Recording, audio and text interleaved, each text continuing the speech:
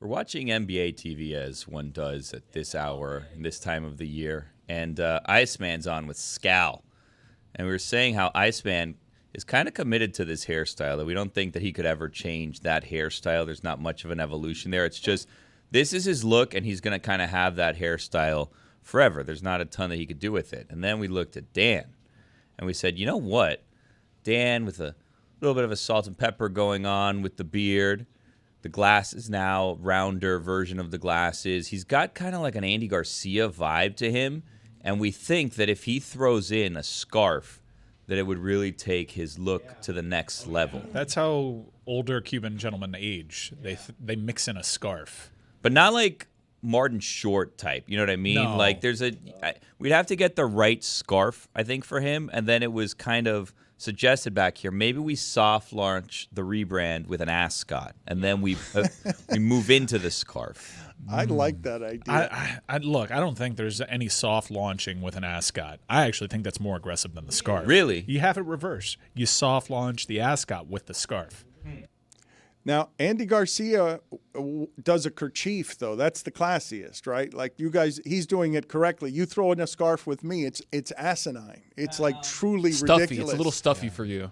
But I like it as a character evolution. Old Cuban man with a scarf. Like I'm going for great style in my late Cuban age. I've seen you wear a scarf a couple of times. It's not a good look for you. Really? Yeah, I don't know why. Yeah, Like, Vegas. They look small. Like, Did he have those glasses on? I don't know. It looks the way a sports coat looked on Chris Farley. You guys think I should let you guys dress me? Because I think I might give Tony a shot at it. I think, Dan, I think I could put you together, get some more beads on your hands, on your wrists. Yeah, like a couple you're beads. approaching that Definitely age. beads, yeah. Like 10 of them, though. Like 10. It looks like a QB wristband, So but like all many beads. beads. You got to get the one with the one like white bead on it too, and it's like, this is ice from Antarctica, and this really keeps me balanced. So you guys going to set that up for me? You guys want to style me? Do you Yeah. want Yeah, you to? need Should we have a styling. week where you guys style me? You're saying I need styling? Yeah, you gotta have styling. I see you in a pipe. You gotta take up pipe smoking. Yeah, in a With pipe. a pipe. Pipe. No, in a Interesting. pipe, yeah. Yeah. I see you with a pipe, not in a pipe. I cannot wait to get to your dolphin thoughts. I can't wait to give them. I think I have a breathless South Florida, the way they used to around an AM radio, as Jimmy Cephalo and Joe Rose die a syllable at a time on the air. Greg Cody right now has a unique access to dolphin feelings as the author of Fins at 50. Yes, I gotta update that book because it would now be Fins at 60. Your team is the greatest laughing stock on earth, not known as the Jets. Correct. Yes. Although the Dolphins had more than negative 10 yards passing Sunday, so it was a positive. You know, I'm seeing the glass half full.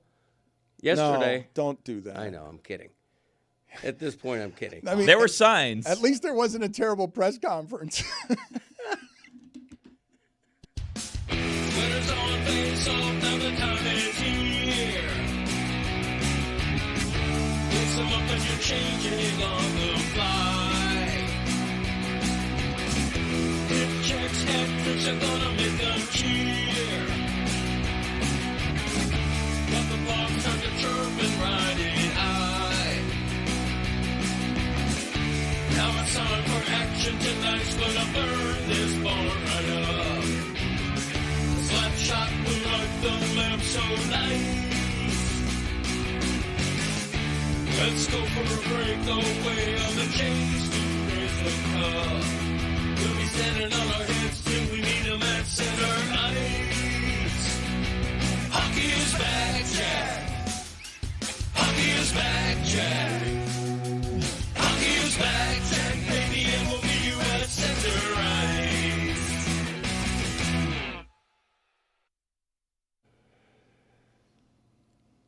The Panthers are 3-0. Damn right. 79 more. They're at the top of the standings. The Panthers, I have to. I'm obligated to start football instead of where the real excellence resides. I'm going to do drama and bullshit quarterback instead of like where greatness resides. If the Panthers go undefeated in the regular season, but then lose in the playoffs, is it viewed differently than the Dolphins going undefeated throughout the entire regular season and playoffs? Yes. Yeah. Huh. Got to do it in the playoffs. The Inter Heat- Miami the found Heat- that out The last Heat year. are 0-4. The Heat are 0-4. Yeah. Nobody counts. It's the preseason. No big games in Relax. October. Oh, but I thought when they were 4-0 in the preseason with Wade and LeBron and Bosh, I thought back then when it mattered like that, the preseason did matter when we cared about seasons like that. Yeah, different expectations. Cared about seasons the way that you care about the Panther season, which opens with 3 wins at home. But I do feel obligated to get to the Jets first, not even the Tua stuff, because the Jets stuff is hysterical. Like the worst passing performance ever in non-weather conditions. Like, I understand a terrible passing performance if it's like crazy snow and stuff, but you're going to have -10 in the passing age. You're going to have -10 yards. Your coach is going to be overmatched and fired and like halfway through the season because they don't know what they're doing at the end of halves. And he's getting mad at the media because he's still arguing that what we saw from Justin Fields was professional quarterbacking when you see what's happening in that league. That's not what quarterbacking looks like. Everything needs to happen a lot faster than that. Caleb Williams had to learn it like that. Justin Fields had to learn it like that. Justin Fields, you're not learning it fast enough. Justin Fields, you're finished as a quarterback in this league. Mm-hmm. Yeah, you're avoiding the Chiefs, aren't you? I owe Nick Wright a white Corvette. We changed it after the bet was made. I don't think we No, don't have I any owe tape. him. I owe him a white Corvette. Or I do. $5,000. No, or $5,000. That was the bet made. The bet was $5,000. The bet was $5K. We decided to joke Corvette. No, I asked Erlene, your wife, for the VIN number of your. I'm trying to buy your white Corvette to give it to We're him. efforting because we're efforting to find that original Corvette, the white one that my dad got. That would be so no, cool. I lost the bet, and it's not even a bet I understand. Like the reason I don't understand the bet is why am I now the guy who's against the Chiefs? All I've said is that their offense has been bad for a year and a half. That's not what happened. Oh, that is rich, pal. Are you serious? What? No, you own that. What do I own? Oh, stop. What's wrong with the offense? Oh, he's a dink and dunk quarterback now. Pretty sure you said it was done. You guys put that on. No. This is rich. Eat it. This is something special. Okay? So No, it's me. It's us. It's everybody else. I owe Nick Wright a white Corvette. It is now 3 outstanding debts. We should do sports trivia. Maybe we should do it at this crappy watch party we got to do for the world's crappiest game, sponsored by Miller Lite. This is going to be a blast. The game might be crappy, but this event. No, Woof. we're going to do a block party. We haven't had a party around here in a while, and we need one. We need a party around here. And we're going to do it around the Ravens and the Dolphins, no matter how many losses there are between them. Come watch Lamar Jackson. Maybe. And a defense for the Ravens that has given up more points than Ray Lewis's Ravens gave up the entire Super Bowl season. Come watch it with us October 30th as part of a Halloween celebration. So there's going to be costume stuff. I'm trying to get Greg Cody's white Corvette that I now owe. It's 3 outstanding debts, and I'd like to do sports trivia. Do you guys know what my 3 outstanding debts are? Because I don't know. I know what the 3 are. I only know, though, what 2 of them are about. The white Corvette I now owe Nick Wright. Do you know the other 2? 2 debts I have not paid. I don't. Maybe we'll leave it unsaid for a while. If you guys don't know, then it's a difficult trivia question because I like to pay my debts.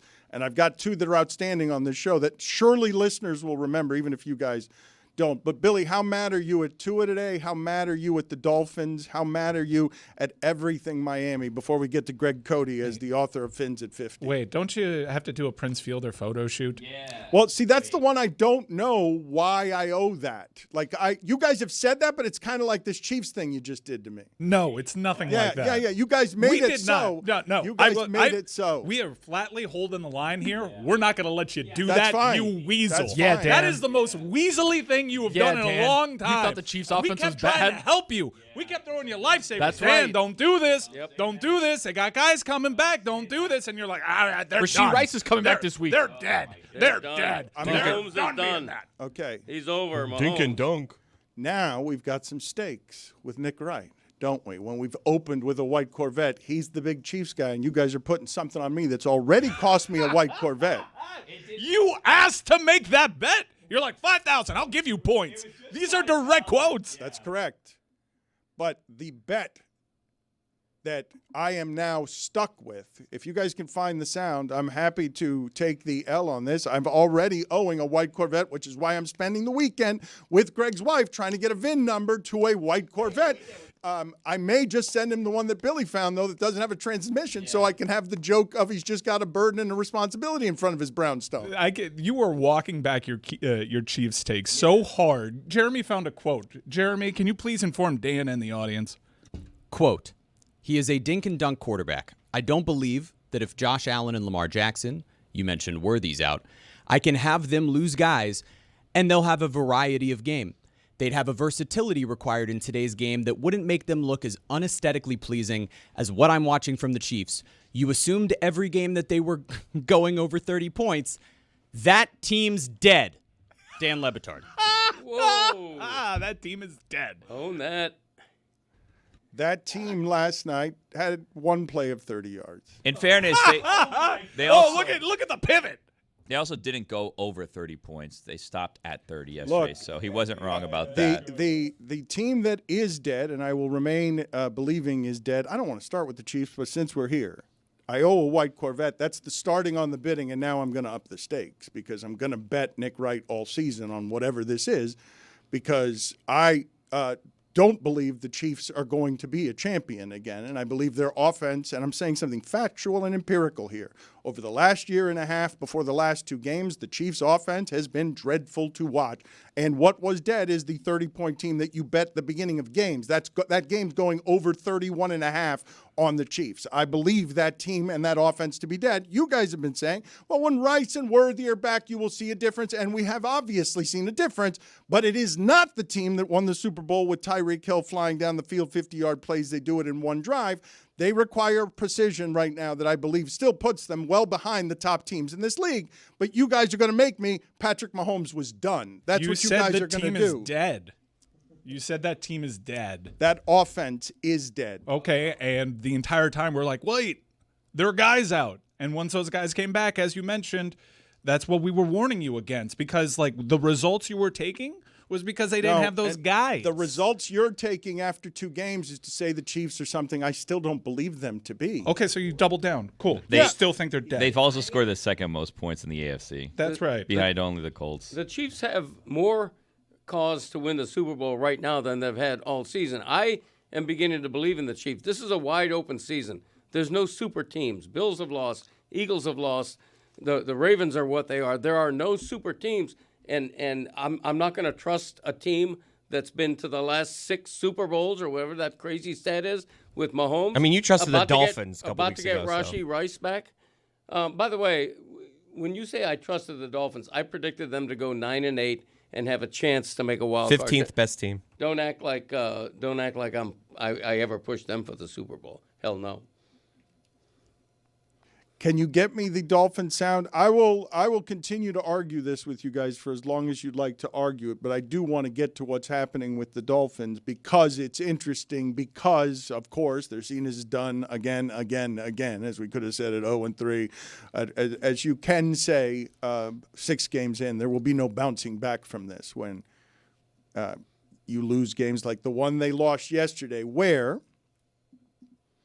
you get the Tua comeback. Like, this is all going to get lost in the press conference. It really is. But to beat that Chargers team and someone Zaz is saying is the greatest coach of all time, better than Belichick because he can win on any level, you got exactly what you needed at the end of that game. Those Chargers were tired in this South Florida heat. They had no pass rush left. That team was done. You finished them. Tua had the play you needed to have to Waller in the back of the end zone. The game is won. All you've got to do is make a tackle. You could choose which one you'd like to make. You can make it of Herbert or you can make it of McConkey, but all you have to do is make one tackle.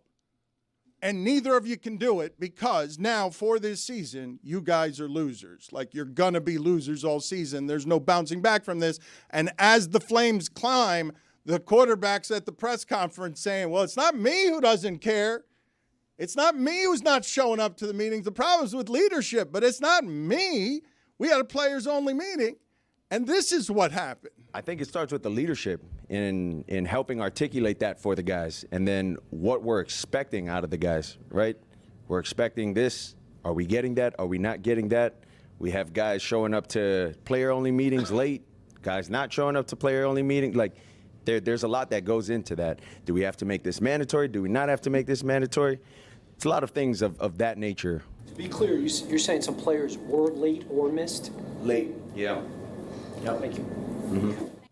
Can you mandate a players-only meeting? Apparently Who's in charge? not. Who's in charge of a players-only meeting, Dad? Who? If let's just talk this out. Well, who's the captain of the team? Who are the captains of the team? That's a great question. And by default, let's say the team had no captains. Your default captain is your starting quarterback. Zagak. Like, I don't mind that Tua said what he said. He's ripping himself. He's ripping the entire It'd be funny culture. if he was the one that was late. They're supposed Well, there were tweets of players that said, like, I was on the Dolphins for 3 minutes, which wasn't a very long time, but Tua was late to the first players-only meeting, the only one I was part of in training camp. So it seems as though we might be leading by example if we're to believe that that's a real person. But Tua's a team captain.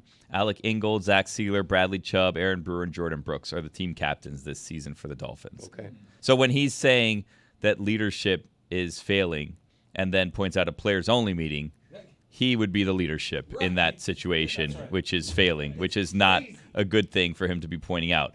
And I've said before that I think he needs lie serum because he's a little bit too honest, and he's comfortable in his honesty, but it's not doing him any favors because I think that, as the season's gone on, we know this is probably going to be it for Mike McDaniel.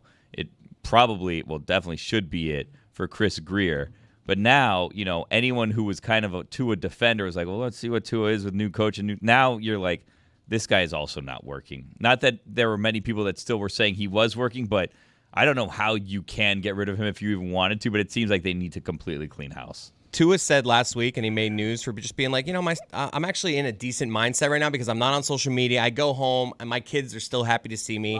I would argue that we should show his kids that interception on that last play of the game. They need to see it. They deserve to see it. Wait, this is going to happen to Tua today. Greg, let's see where your homer is on this because this is going to happen to Tua today because it's 3 interceptions. He won the game, people. The interception's on Waddle, the first one. The third one's irrelevant. You've coughed up the game he just won for you, and he threw a pick. But also, 27 at home should be enough to beat those Chargers. 27 at home with 2 game-winning drives where the pass rush can't get near you and you're thrown to Waller in the back of the end zone. He won the game. The game was won, and then it wasn't won because you've got all the advantages at the end of the game. Make a tackle. Make a tackle. You've got the quarterback. You've got Herbert in your hands. Jalen Phillips, you're the king of almost. It starts before they miss that tackle. It starts before Jalen Phillips missed the sack. It starts before the pass to McConkey. It starts with the special teams allowing a long kickoff return. Okay, here you're facing a Chargers place kicker who's got all kind of length on his game. He can kick a 60-yard field goal, and you're giving up a kickoff return past the 40-yard line. They did everything wrong. The special teams lost that game. The defense lost that game. Tua, I'm glad you mentioned that.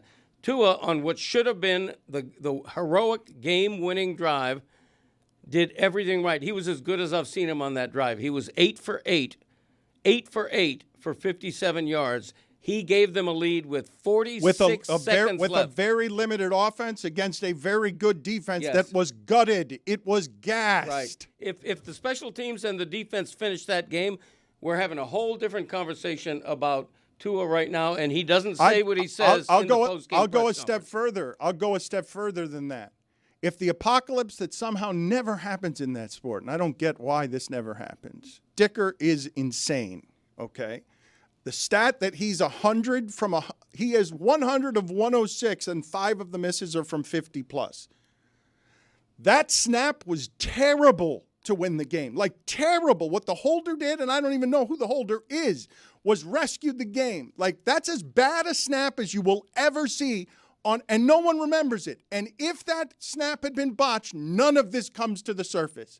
We never see any of it. The game's over right there, and Tua did win the game. Yeah, and he's the hero today. All of a sudden we're saying, you know what?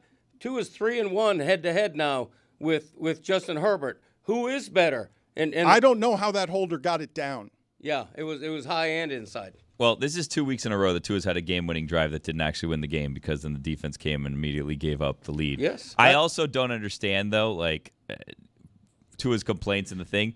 I don't know what a players-only meeting would have done to, teach them to tackle on the last drive that would have won them that game. But it does sound like it speaks to a larger issue, which was kind of hovering around this team over the offseason, which was reshaping the culture. Right. Now, Tyreek Hill is away from the team because he's injured. You still have this culture problem. I think you guys did a really great job at framing that this is not all Tua's fault. Tua had some moments. That is a disastrous clip from your leader, from your quarterback. I don't know what's worse, the fact that he's putting that business out there or the fact that it actually happened. I don't know if that feels like a last resort leadership move you guys, to snitch on people that way. Oh, but it's not even that, though. Like, this is the apocalypse, right? They could have denied, like Cody, for 4 or 5 games. Oh, well, we're still in it. It was almost against Carolina. We look good against the Jets, whatever the arguments would be on behalf of the structure of this thing that is clearly dying, right? Like we've been saying for a month, it's all over. This is the longest tenure a GM has ever had without a playoff game. There's no playoff win. Without a playoff win, there's not a GM in the league who has had more time and done less with playoff victories than Chris Greer. So, worst in the league when you're talking about spending like $900 million in free agents, 21 first and second round picks. And what you have to show for it, a player like Jalen Phillips could have won the game for you. And now the flames are climbing so high on everyone that Tua got his money, but he's got no protection on his career anymore. Like, these two people are clearly gone, and he gave you the game-winning drive. Like, we don't have a lot of those to remember. We don't have any against winning teams. Like, the reason this thing is broken, they can't beat anyone good. They're like 1-15 the last 16 games against teams with a winning record. Yeah, I think the exact stat is he's now 3-16 on a 3-16 skid against teams. That's with not a winning skid. records. That's a resume. Yeah, that's who you are. That's not even a trend. That's who you are. Yeah. That is not a skid. You can't beat good teams at the end. We know we're getting that interception. And we know to fear Herbert those last 50 seconds. We know to fear Herbert those last 50 seconds. Why do we know that? He doesn't have a bunch of playoff victories. He's got none. I would argue we don't know we're getting that interception at the end. I have never seen the play where there's no timeouts left and you have to go the full length of the field to get a touchdown. Usually you just throw it and then it's just a bunch of laterals. He intercepted the easy pass. I've never seen that pass intercepted before. The defense usually concedes. All right, there's got to be some silliness here. There's just one linebacker there like, I'm going to go stand near the guy they're going to throw to. And he just throws it right to the linebacker. Yeah, we're going to establish that you can catch this easy one, and then you do your circus play. There's 9 guys down the field. That's a great point by Chris. Never seen that. You never see that. The Chargers, the pick six. The prevent pick, you don't see it. But the Chargers did go to the huddle before that play, and they just all go, "Hi, Jinx," right? Like, that's right. We're gonna do the thing. And the one guy's like, "I'm gonna go cover the guy. Don't worry about me." And then he almost pick six it. But we don't know over pursue. In Tua's meager defense, how many There's of been those? a lot of meager Tua defense. Okay, here. this is a meager one. Of those 1-16 against winning teams, how many game-winning drives has he almost had? Right? Because it feels like there's been a lot of almost game-winning drives. He leads the league in almost game-winning drives. And then the defense lets it up, and you're like, oh, Tua had the moment. He has 7 of those, and then it's just not there. I love Jalen Phillips. I love his story. He's such a nice man. How do you miss that? Right now in sports, to me, locally, he's almost gotten 14 sacks this year. He's almost Look at this. caused That's a gain of 40 yards right there. The only problem with that is that I don't think that people realize that Justin Herbert is kind of bigger than he's a gigantic. He's almost bigger than Jalen Phillips. Yeah. Justin Herbert is. I don't think people know that. I think they just see Jalen Phillips miss tackle and they don't understand that Herbert's bigger than Jalen Phillips. Isn't Herbert like 6'6", 260? He's a giant person. Tua has Might be never 245, and will never make that play. Mm-hmm. Right? Like it's that simple, right? the entire conversation can be distilled down to this, which is that Justin Herbert is physically capable and mentally capable of switching hands with that football, avoiding the sack, making the throw that leads to the huge gain to win. To a And we guy can named say- Lad McConkey. And we can say that guy's all good. we Hey, want. He's good. Hey, Good. that He guy's got a shouldn't- shot. He's really good. He shouldn't be that He's good. got a shot at white Shouldn't have that history. name. He shouldn't be good with that name. Put it on the poll at Le Batard Show. In games of violence, do you ever fear someone named Lad McConkey? How is a Great name. Lad McConkey fast? He should be the mayor of Key West. That's another. Put it on the poll at Le Batard Show. Should Lad McConkey be the name of the mayor of Key West? It doesn't make sense. I mean, they target him 10 times a game. Like, I'd prefer to throw the ball to Keenan Allen, but it's because, you guys do realize how insane that juke was, right? You guys realize that there aren't that many players in the league who could actually break free in the open field when all the DBs in that huddle have been told, hey, hijinks. Yeah. Prevent pick. You never see it. I want to talk about Stephen Ross's reaction on the field because he knows that the cameras are fixated on him, and he almost played up his frustration there. The guy went down on the field to celebrate. That's the part. A season-saving victory, and it all unfolded in front of his eyes the way that most people at home thought it would. Most Dolphin fans in that stadium, I kind of felt like knew that was going to happen. And he was visibly frustrated. This image captures it. But after he walked off, he was playing up the fact that he was really pissed Guys, off. just so you understand that these are human beings, no matter how rich they are. This is the end of his life and career in business and sports. Like his window is what Jerry Jones's window is, and he does care about winning. He doesn't want to be this 25-year embarrassment. I replaced Robbie Huizenga-Shula, and this is an unholy mess on my watch. I'm making tons and tons of money. It's been a great business deal, but most people think I don't care, don't know what I'm doing. I always hire clowns. They always embarrass me. That yesterday, in every way, was an apocalypse that comes after the four before it for people who care, don't want to be embarrassment. Mike McDaniel will rebound somewhere as an offensive coordinator, but he doesn't want to be known as somebody who can't handle this job. Tua doesn't want to be known as someone who was gifted $250 million by a coach who made him a marionette who can play and lead the league in passing back when we believed the Dolphins were good. Now the whole thing is falling apart, like in a way that's super obvious and super embarrassing. And your quarterback in the press conference says, not me. It's leadership.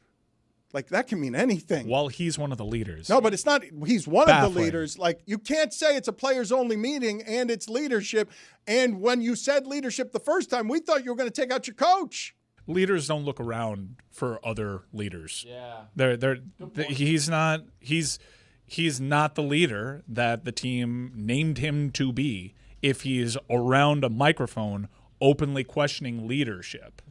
Team's missing Tyreek Hill. When he was a captain, a lot of this stuff wasn't going on, to be That's honest. funny. That's why we said before, hey, if he was a real leader, he wouldn't be a captain this year. And look, not a captain. And as soon as he's out of there, everything seems to be falling apart. I think I'm the only one here, apparently, who does not blame and, in fact, credits Tua for speaking out like he did. It was the frustration speaking.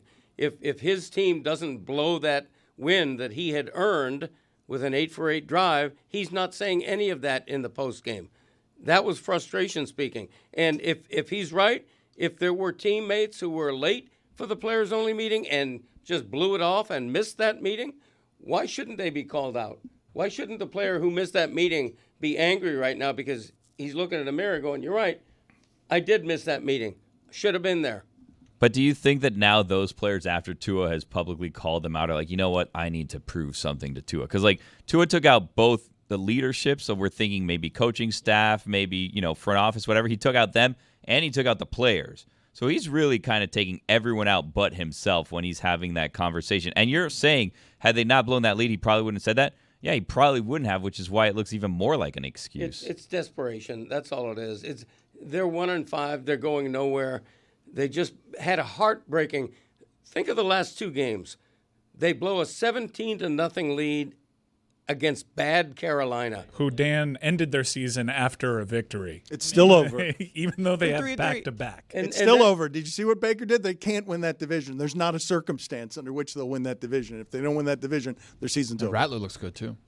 And on the tour front love too, you. like, I mean, not that anyone would because they're all professionals, but like once you start calling out your teammates, then all of a sudden I miss a block. You know what I mean? And then like he could easily get drilled because he pisses off the wrong person, and then we're back in concussion territory. Like, I don't really understand what he gains from what he did. Well, if I can, what I would say to you is when you're asking a leader to be a leader in the hardest of positions, which is it's everyone for themselves now. Who's to blame for this? Everyone's going. Everyone's embarrassed. Everyone's laughing at us. Who's to blame? Generally in these spots, the quarterback just eats it. Toughs his way through the headlines of I'll lie to your face. My protection has to be of my players. But this is why this is happening. I'm just going to read this to you because these are stats for why all of this is happening. The Dolphins are now 1-15 in their last 16 games against teams with winning records. Mike McDaniel is 11-18 in his past 29 games. Tua, like Billy said, 6-17 all time in the 23 games against teams with winning records. The Dolphins haven't topped 30 points in any of their past 13 Tua games against winning teams. They're 2-11 in those games. So that's one set of stats. Now here's the other. The Dolphins were 19-5 coming into this season when scoring 3 touchdowns in the McDaniel era. They're now 1-4 this season when scoring 3 touchdowns. They need to score 4 touchdowns a game and be the best team of all time to beat Lamar Jackson in Baltimore and win a game on a miracle, because unless they have the best offense in the league, the whole thing is broken. Like, none of it works. You don't have value at quarterback anymore. You don't have the fast wide receiver anymore. You're going to use up Waddle and whatever's left of Waller, so the whole thing's broken if you're not a perfect offense. It's because the defense will allow any running back in the world to have 200 yards. Like, any running back in the world you can put back there. I bet on the wrong one yesterday, knowing the Chargers were going to have 200 yards. I thought Haddock was the starter. I didn't Haskins. know. Whatever. Looking at Tua as the leader, it's crazy to think that ultimately he just said a couple weeks ago that he drinks water to prevent concussions, and that's the third worst thing that he said in the last 2 weeks. But speaking of bad things said, Chris, we have anything with Dan on the Chiefs? They have ruined the entertainment value of Patrick Mahomes. Ruined it. But he is a dink and dunk quarterback. I'm watching a quarterback who looks like all the other quarterbacks. That team's dead. Wow. Back to life. Back to life. Asinine stuff from Dan to start the show. You're going to force this car on Nick Wright that he doesn't even know that he's winning, which wasn't the bet. And That's hilarious, actually. I'm wondering what it's going to cost Nick Wright to pay for parking for that car in New York for the entire. That's why it's such a great joke. That's why I want to give him the car without the transmission. The bet was a white Corvette. That was the bet. Yeah. No, factually inaccurate. No. We agreed wasn't. to that after he left. Yes. But he said at the same show. I'm with you, Dan. Yeah, we can. That's funny, but like, just between us, so Well, you're changing the bet. But I'm unlikely to save money here. Like shipping a white Corvette to him if it's Greg Cody's, which I thought was the bet. I mean, I would be so pissed if I were Nick Wright. What do you so mean? pissed. Because I have $5,000 coming my way, not a car that becomes a problem. He'll get the joke. I think he'll laugh. It's a great joke. It's a great joke. It's a great joke. And it'll cost me more than $5,000 to send the car without a transmission to ship it to him from where was it that you found it? In Ohio, Billy? Where'd you find in it? Illinois, I believe. That's not going to be cheap. Like, that's all going to be worth more than $5,000. I'm sure when he hears that, he'll be like, okay, then that's fine because it does cost him more than $5,000. I'm giving him more value than $5,000 to get that sentimental white Corvette because Cody and Cody's mean so much to him. Yeah. You're not going to be able to find my original Sentimental Corvette. value. It wasn't even sentimental to Greg. He hated assign it. a sentimental value to this thing. This is good PR, though. Awful announcing will be like, Greg Cody sends Nick Wright a white Corvette. The reason everything in my head, you guys experienced a different thing than I did with that It's bet. a common theme from this segment. I asked Nick Wright something about why he's such a good gift giver. and he said he had gotten his father for his 75th birthday a beautiful old car that had all the thoughtful details in it. And then we started talking about Greg and the white Corvette, and that's how we landed on Nick Wright's coming on. What's the bet on the game? A white Corvette that we didn't think we could get. And then he's like, well, then just make it $5,000 if you're bored and have no creativity. No, I don't think that's how it That's happened. how I remember it. That's how he remembers it. It was like, let's get some action. And you're like, I'll do some action. And he's like, $5,000. And then you were just like, fine. yeah. But yeah. where'd I'll the- give you points. But where'd the white Yeah, Corvette? then you said, I'll give you points. So the white Corvette came up after where we're like, hey, that would be a really funny joke. Too bad he didn't agree to that. The white Corvette came up before because Greg was complaining before the show about the white Corvette. Then we were trying to get Erlene on. The segment started with him deciding that we should start the segment talking about whether or not Greg, he chose. I had the clumsy beginning where I'm telling him, what are you first? An old-timey radio guy, right? And so I was asking him to make a content decision on should we go to Erlene on a bad line And he said to yes. talk about this white Corvette. And so in my head, I thought we were betting a white Corvette. That's why I was asking Erlene this week, and what's the VIN number on the old car so I can get him that white Corvette. She didn't tell me that. When are you calling my wife about a VIN number? How does that work? What else are you talking about? Seriously. I asked your son as well. I'm trying to get. Wow. I know nothing about any of that. I woke up this morning knowing, grateful for a brawl that distracted people, and knowing I hated this, that I owed Nick Wright $5,000, and the way I'm going to pay it is with a white Corvette, whether he wants it or not. And I hope it doesn't have a transmission, because I could say legally, rationally, that I paid my debt. I don't know about that. I think when you bet somebody $5,000, it's pretty much a cash bet. What's pretty much mean? And Dan's taking that pretty much. He's taking that little leeway. That's it. I am to send him something that's going to cost me more than $5,000. It's a nice rationalization there. What year would you guesstimate your Corvette was, the white one? I asked my mom this. I believe she was a little unsure, but it was either 98 or 99. Erlene said we were looking for a 2000 VIN number, and that we're still looking for it, because that is the sentimental Corvette I will take and send him if I can. But if I can't, then I'll be obligated to just send him the bad one, because it's the only one I've got left. You know what else you could do is send him $5,000 in pennies. The only person who That's funny. That's funny. The only person who may have sentiment about this Corvette is the current owner of said Corvette, because Greg didn't have sentiment towards it. It means absolutely nothing to Nick Wright. You seem to really have some sentiments about this Corvette for whatever It's a good reason. gift. It's a good It is a gift to good give. gift. You can't dispute that it's a good The gift. audience would like it. Yeah, I think should it's have funny. appreciated it more than I did. Well, but and we could go double or nothing here with a number of really high For two stakes. Corvettes. We could keep. We can make this bet be more and more dangerous all the way up until the Super Bowl, where I will continue to question whether Patrick Mahomes can be the offense he was with Tyreek Hill. That team's dead. You guys like the last two games, and I'd understand why it is you would say it's more representative of what this Chiefs team is than the last 18 games of dink and dunk that they gave us. But when they get hurt again, inevitably, because that sport hurts, This is spectacular from you, man. I'm gonna win. The rare denial and doubling down within the same segment. I'm gonna win the bet because Just I'm not banking on injuries. Look, I saw the to prove our point, by the way, I- which was always it's the injuries. Dan. I saw the Packers offense look awfully good against that Detroit team on the road. I mean, That listening Detroit to you team, talk is the just Detroit hilarious, team man. on the road. okay. I'm going to end up being right here. They're going to get hurt again. About thus what? proving I'm your gonna be theory. right. Would you bet the Packers What are up? you What do the right Packers have to about? do with anything? You said you didn't say it. Now you're going to be right. The cheapest Corvette I see from the year 2000 is $13,000. So this fun game of yours is getting more pricey. That's fine. Dan, I found a lot of personal growth in admitting when I'm wrong. No one does it more than Mike. No one. I will not admit I'm wrong after two games. You know what you're doing? You're obsessing on the fact that they can't be the same offense they were when Tyreek was flying down the field in his prime. They can't be the big play offense Okay, that so they what? were. said they were dead. They They can also still won- be a winning offense. They won That 2 team's Super dead. Bowls since he left.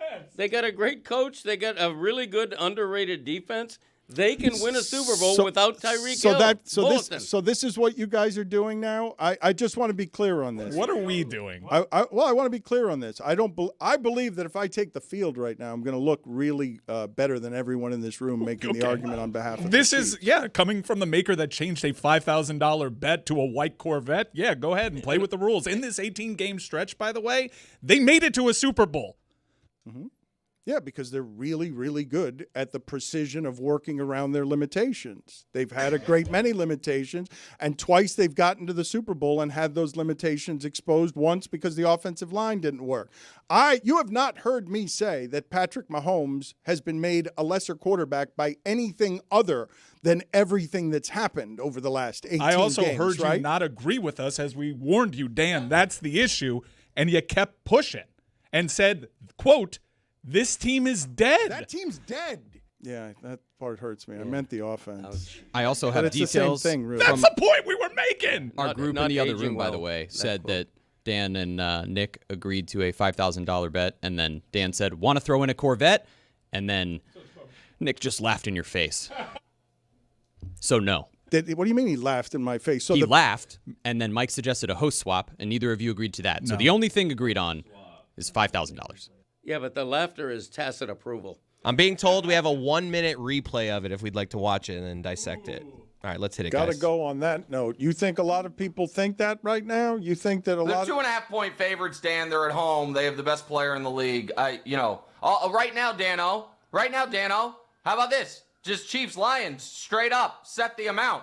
I can do it in a little arbitrage with your friends at DraftKings. I'll bet it on the other side plus the 2.5. Look for a little juicy middle. All right, let's What do you do wanna it. do? Let's do it right now. Tell me what the stakes are on this. Make the bet right now. Let's do it. Let's team up right here. We're going to tell me how I have to do that so that I can make the stakes something that's worth it to you. I believe that Detroit is going to beat Kansas City. They're all putting up 5, so 5 grand. 5K. Okay. All right. Okay. Really? Yes. I $5,000. get the Chiefs even. It just went straight winner. Yes. Chiefs Lions. Yes. I'll give you the points.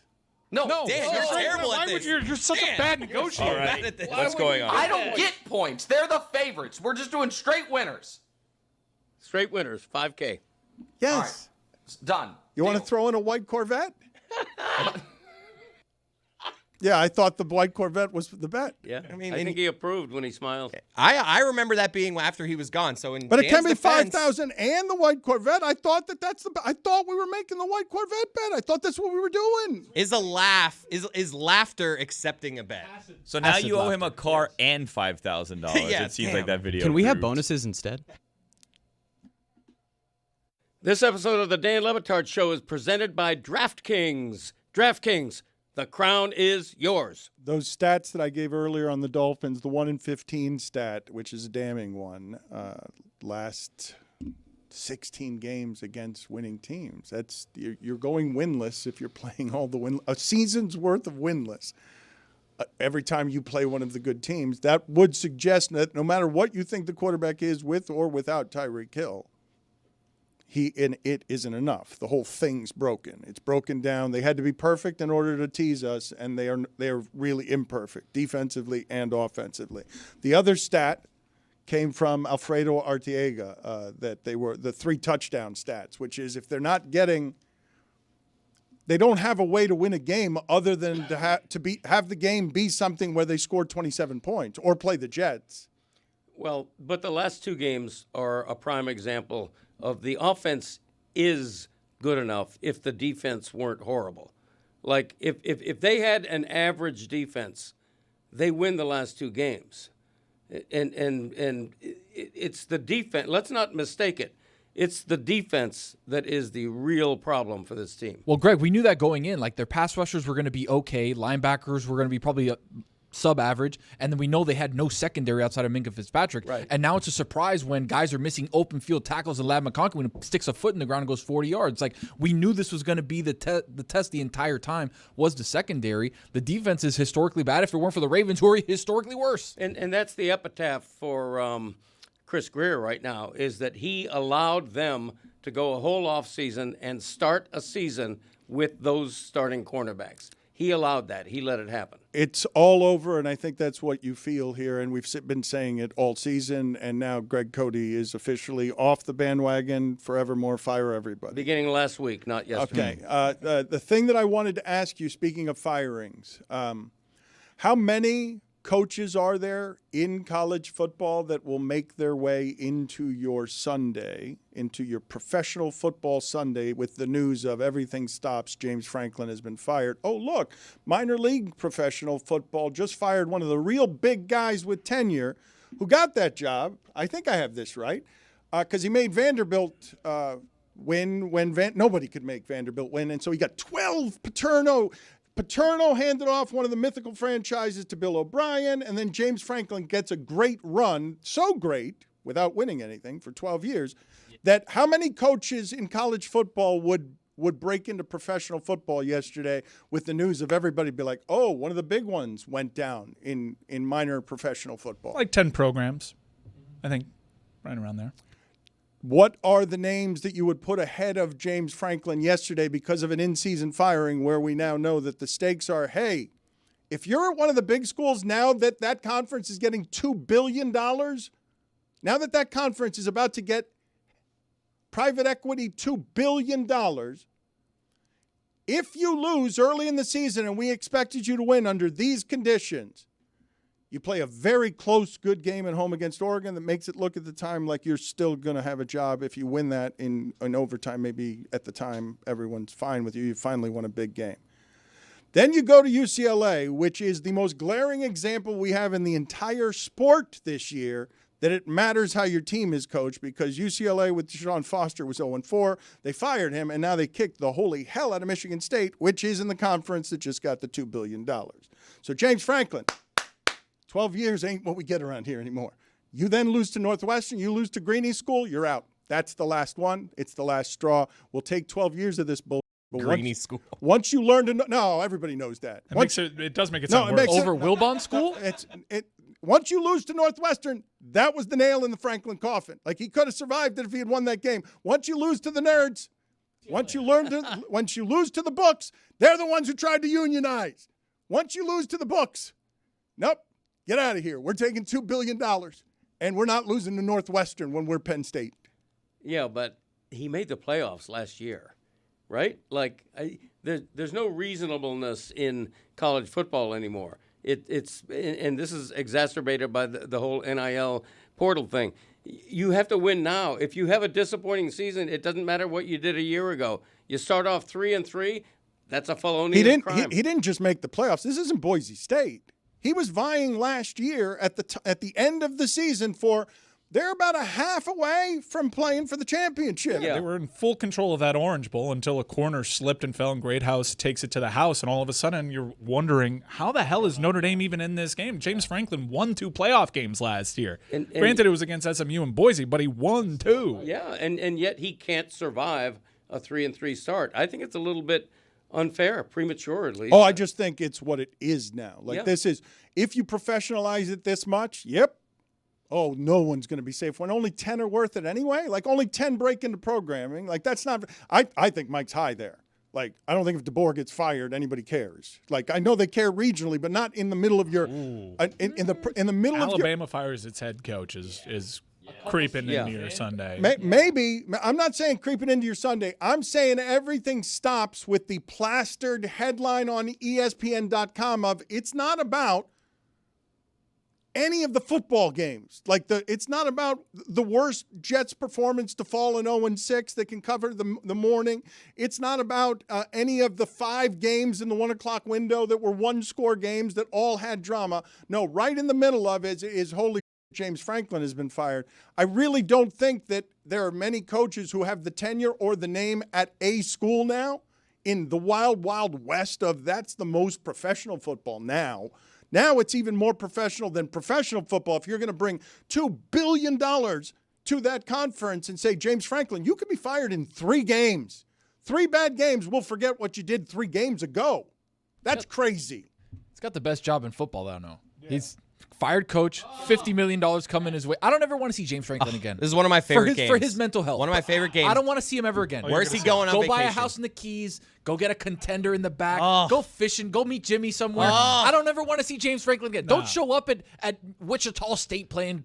Don't do that. I don't think this Get is, out of here. I don't think this is a Jimbo situation. I think there are a lot of programs, a lot of good programs. You'd be shocked at the places I think James Franklin can kill it. Because one thing that he's shown is that he is a program builder. And there are some places in this country that desperately need someone like that. Schools that have been trying to scheme their way when they have no business doing that. You give James Franklin the resources of a Florida or an FSU, he raises the floor immediately. I don't think he's going to be out of work for a very long time. Agreed. I really don't. I agree. And by the way, you mentioned DeBoer. This guy is having the last laugh right now, okay? Everybody in this building was burying him when they lost the opener to FSU. End of an era. He's out of here. Bring back Nick. He's won. Greg, they're 5-1 now with Greg, 3 wins against ranked teams. This is the only place I'll stop you, okay? So, guys, I don't know if you paid any attention to the ESPN rankings because they're funny. They're legitimately funny. Crooked FPI. I mean, no, wait a minute. It's funny, but also funny in a pretty great way because, yeah, I can make an argument Notre Dame's one of the top 5 teams. I really could. They lost 2 games on the road against 2 teams I think to be good. But to have Notre Dame ahead of Texas A&M and Miami, it's funny. I'll read some of these. No, Tone. Wait, what? Tone, I will read some of these rankings to you guys in a second. But when Greg overreacts to Alabama ain't Alabama anymore. Missouri hasn't beaten Alabama since 1976 and could have very easily won that game if Alabama doesn't make 2 fourth-down plays late that were great because all of a sudden Eli Drinkwitz is in the game. He's been in the game. He's like a top 10 in salary. But I'm Missouri's saying, good. Yes, of course Missouri's good. But what I'm saying is the SEC, the top of the SEC, they're all the same except, of course, Arch Manning might figure some things out over the next 6 games that shows you that Texas has better athletes than everybody else in that conference. But Miami's being penalized. You guys want to guess? You want to guess the ESPN? I thought this was a joke. The rankings, the FPI rankings. Do you guys want to guess what the top 5 is now? Anybody? No, must be ludicrous. Well, he was at North Carolina last week. Yeah. I think Notre Dame is in the top 5, given what you said. A&M deserves to be. A&M's. No, A&M is not. That's crazy. Listen to what this top 8. I thought this was a joke. Please check it for me. Maybe it is a joke. Like I may be fooled by the internet here because of how little sense the ESPN ranking FPI football power index rankings were. Because I'm like, this can't be real. Oh, I see what they're doing here, but this can't be real. Who is this for? Like, what are these FPI rankings for? Who checks these? I think it's computerized. But they're irrelevant. Yeah. Isn't it based heavily on strength of schedule? I was out on this as a metric when, conveniently, a week before the season, the FPI shifted on everybody without games to pull data from. So this is I'm looking at this. I don't know how computer generated this is, but Florida State is still 25, which does not make sense to me after they lose at Pittsburgh. And given that I can actually make an argument for these rankings, I can contort myself the way I did with the Chiefs to make an argument on these rankings based on strength of schedule. But your premise has to be that Florida and Florida State aren't any good and that Miami hasn't beaten anybody. That USF isn't any good. So the number 1 team is Ohio State. Ohio State is amazing for a number of different reasons. One of them, skinny Matt Patricia's pretty good. They're good on goal line situations in a way that's crazy. And they haven't allowed a rushing touchdown. I saw the stat during the game in 184 rushing attempts. Like, they've allowed no first half touchdowns. So Ohio State is number 1. Number 2 is Indiana. Indiana, that was amazing to watch. Oregon get dragged late. Great game. Just get dragged late in that game. By the way, a quick aside for Indiana. Dan, I think we got one. We've been waiting. Okay, we've been praying. We've been hoping that one day we could see a Cuban kid be a quarterback. Dano, we got one. He might be the number 1 overall pick, Dan. Indiana was super impressive in the second half of that game. So you want to put them number 2 when Oregon hadn't lost a game at home in 23 games and had like 18 games. No, was it 23 straight regular season games and hadn't lost a game at home in 18 games? So FPI is a ranking that projects how the future will play out. So it's not currently what's going on, why you have some teams. This is how they think things will end in the future. So Alabama's number 3, Notre Dame is number 4, Oregon is number 5, Georgia is 6, Texas is 7, Miami is 8. That's pretty ridiculous. Well, you just got Miami below 2 teams. I mean, Notre Dame, you've got Miami and Texas A&M below Notre Dame when Notre Dame lost to both of them. And the argument would be it was on the road. Both games were on the road, and both games were close. And if you can make an argument for Notre Dame being one of the 5 best teams in the sport. You could, based on what you've seen. You could. It's kind of ridiculous to make an argument that they should be ranked ahead of Miami in any metric, especially when what Billy said is if it's projecting, then what am I to do with the best odds across all of sports betting for a team to go undefeated in that sport belongs to the Miami Hurricanes, in part because of their schedule softening as the season progresses. Yeah, they're going to be favored in every remaining game. But I think it's unfair to say they haven't played anybody. You can only play who you're scheduled to beat, and they have beaten 3 ranked teams at the time. It's patently absurd to say that because their strength of record is good. They beat Notre Dame. They beat USF so badly that people don't even know what to do with that result.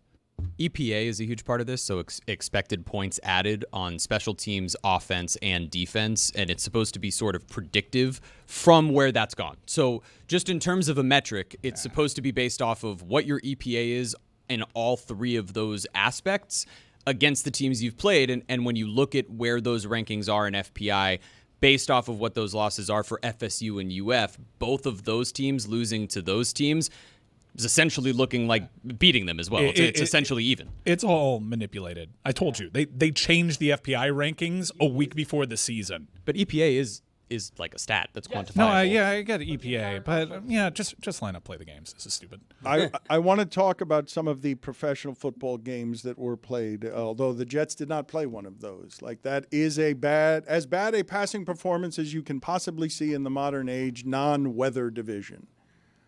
But the game yesterday, and I don't know which one you guys want to talk about as the most important. The Chiefs' schedule is about to get easy. They've had a hard schedule. I'm going to end up eating a lot of Corvettes as soon as Rashee Rice gets back. If you would have won that bet instead of losing it, would you have expected a Corvette here?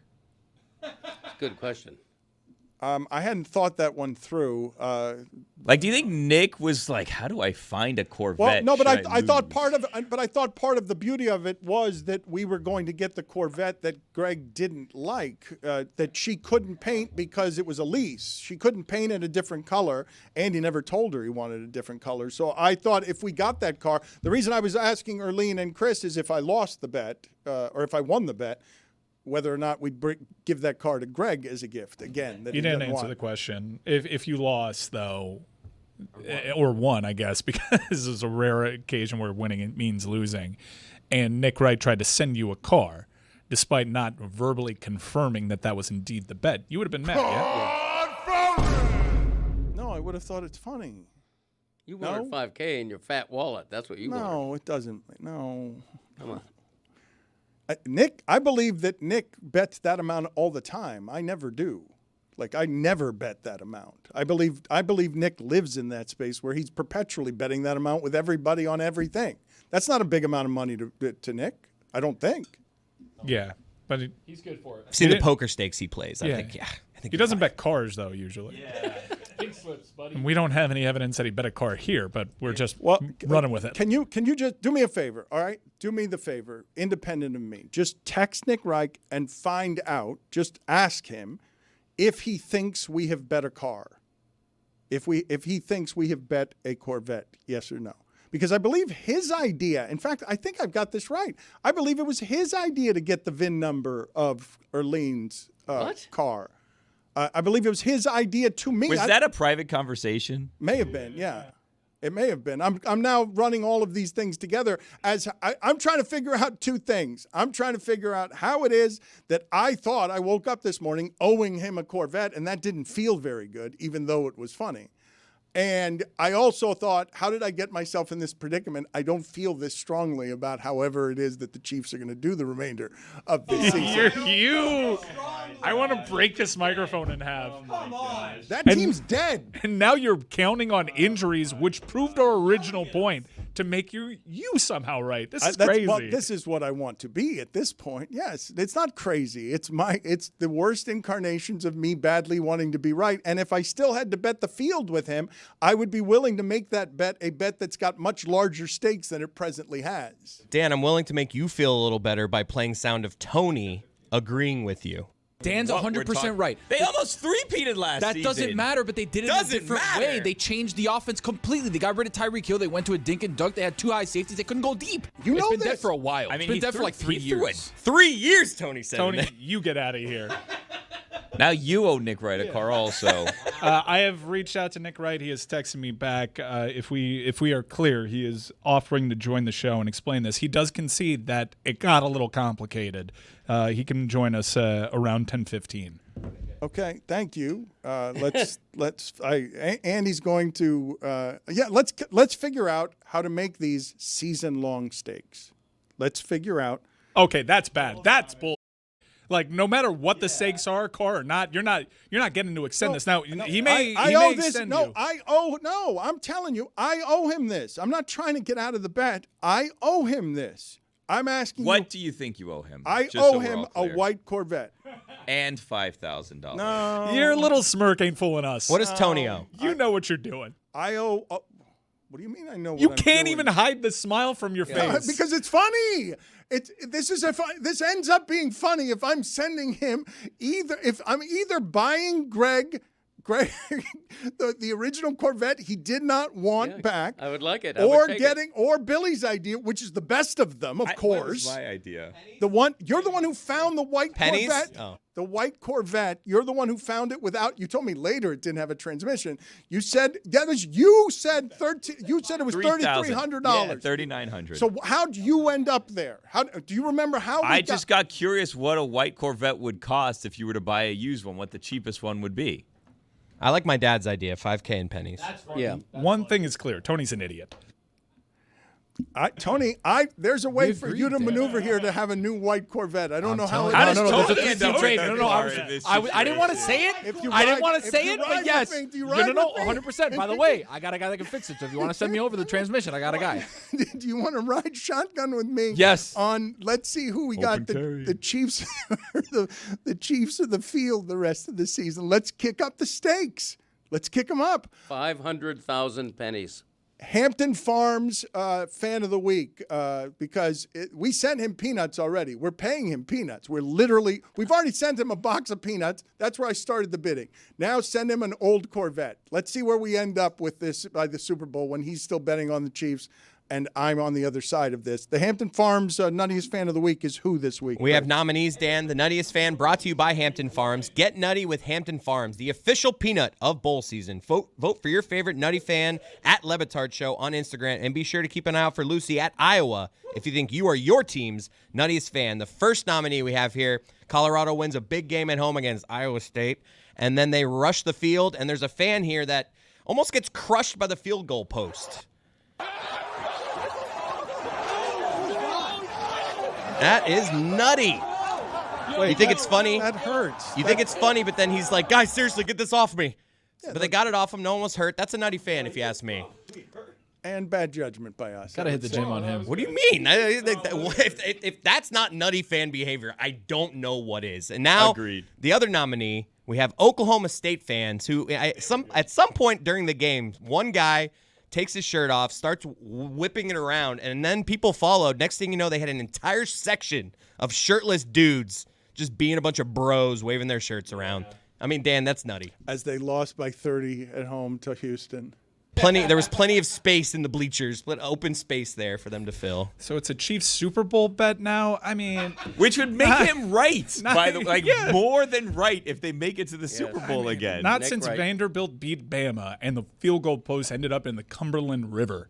Has field goal post been moved so drastically and dramatically from what this original bet was, which was, Dan, they'll be all right when they got guys now back. Dan's the Colorado fan with the That's field exactly goal. right. post on He's him. saying I've moved the field goal so much. That's exactly the position I'm in right now. That is correct. I'm looking for injuries and I'm looking for strength of schedule. There's Dan right here. This is the position I have put myself in because I doubted the Chiefs' offense, and now Kid can hit the gym. and now everyone here is saying, Dan, you were too soon on that. Wow, Tony, you're saying you could easily push this I'm saying off you got to him. push that up. You got to Wow. hit the gym, push that up. I mean, that That- thing is probably it took dozens of fans to lift this thing. Gotta push that up. No, you got to get out for that. Like his arm was pinned there. That dude, come on, hit the gym. Hit the gym. Field goal post weigh between 900 and 1,200 pounds. No, that's fine. That's all right. That's fine. I can do that. You got to get enough. Yeah. Dude, You hold gotta on. get First leverage. of Get all, enough to get your arm out. First of all, moms carry cars when kids are That's underneath right. them. Have you seen my that? Yes, it happens. Thank you, Greg. Yeah, it does happen. By the way, 500,000 pennies weigh 3,125 pounds. That's probably less than a Corvette. You also Less have than to, a field goal post. You also have to keep in mind the field goal posts are resting on the ground, so it's not all 900 pounds that he has to lift. right. Okay, I love that Tony. Load bearing. That Tony and Mike You got to here. push it up and get under. That's like 400 pounds. Look, somewhere between where the audience just was thinking that perhaps a percentage of the audience that this was made of fiberglass, okay? I do believe that there are many people in our audience who may have just been learning for the first time when seeing that kid stuck under those goalposts. Oh, that looks like it might be a little heavier perhaps than I thought it was, and that kid looks scared. So much so that I said, feels irresponsible to sponsor this. That realization he could have been hurt, yes, and not surprising that Tony and Mike say they have the adrenaline strength that mothers have when picking up cars to save their children. Well, if you remember, Tony just last week had a home intruder come in, and he went and he was running through the halls, boom, boom, boom, boom, knocking things around. Bare because he fists and thought bad intentions. His family was in trouble. I also misspoke. So high school goalposts weigh between 800 and 1,200 pounds. Professional NFL goalposts, which I'm assuming is closer to that, weigh between 1,000 and 2,000 pounds. Wow. So a ton. Okay, so I see those things. His lifted with arm ease. is caught underneath it. Can you guys That- see that? that's How can also he push weak. it up? That's a testament weak. to how weak he is. This is nutty, though, Dan. You have to admit. I believe that Billy just shocked the audience with the weight of goalposts. I believe the audience right now, wait a minute, they weigh as much as a beluga whale. Like, what do you mean a ton? You guys are just like, push it off him. Guys, let's watch the video. Look at how he gets freed. Let's watch how One guy lifts it. Apparently, the strongest person on the planet No, one guy comes to his seen. aid. One guy Look, seen. There One could be- guy. Look, look. No, there could be other people lifting. Look, No, that's all you there's four need. shoes One there. There's guy. at least two people there. Okay, Okay, two Yeah. guys lifted. come on. That you saw in the Well, video. you had 9 people there on the goalpost? The creatine these days is so good, kid. Beluga whales can weigh up to 1,600 kilograms, which is actually 3,500 pounds. So it's like half a beluga. All right, so if both goalposts fell on you, it'd be the beluga whale. Female beluga whales can weigh 1,500 to 2,600 pounds. Okay, so Where small, beluga a small. caviar comes from. Is that so? Yep, No, beluga whales. That can't be right. no, Sure. no. They give live birth. No, but They're mammals. But the eggs. No, that I don't think they caviar have. is fish eggs, and Eggs. beluga Belugas whales are are whales, mammals because yeah. they're whales. Yeah. Let's talk this out, Dad. You never heard of beluga caviar? But Yeah, but I think that's the those brand. are fish eggs, Yeah. and the beluga whale is not a fish. The penguin is. Beluga caviar consists of salt-curated eggs of the beluga sturgeon. Oh, I'm Hello. sorry. Okay. Oh. Sturgeon, whale, you know. You said so matter-of-factly one. that you were right on that. As Yeah, if I thought you, it was. Yeah. I grew up thinking beluga whales equals beluga caviar. Mm-hmm. You know, The, but you're right. That's what makes a whale a mammal is that they give live birth. Live birth. Yeah. Although whale true. sharks, not whales. Chris, can you get me That's an fair. assortment of sounds? I've gotten distracted today because I meant to start the show during the Shadow Show before Billy put me in an ascot with 3 sounds that I wanted to go to today from last week for a particular reason. Can you get me the Kendrick Perkins first on just and please add to the list. Tell me what others are in show history that would feel or sound like this. Get me that Kendrick Perkins sound. Bam out of the bayou. So that's him trying to say "Bam out of Bayou." Bam out of the bayou. And he did not say it correctly. And then we've also got poor Mad Dog last week trying to say the name of Yankees pitcher Schlittler. And then we'll get into Schlittler, who obviously was Schlittler. And we also have just Gronk being Gronk. Emeka Egbegboo. I'm scared of Emeka Abuka's name because of how he says it. I get scared to say it. I was saying this in my house to myself all Emeka Egbegboo. Emeka Egbegboo. That's his name now.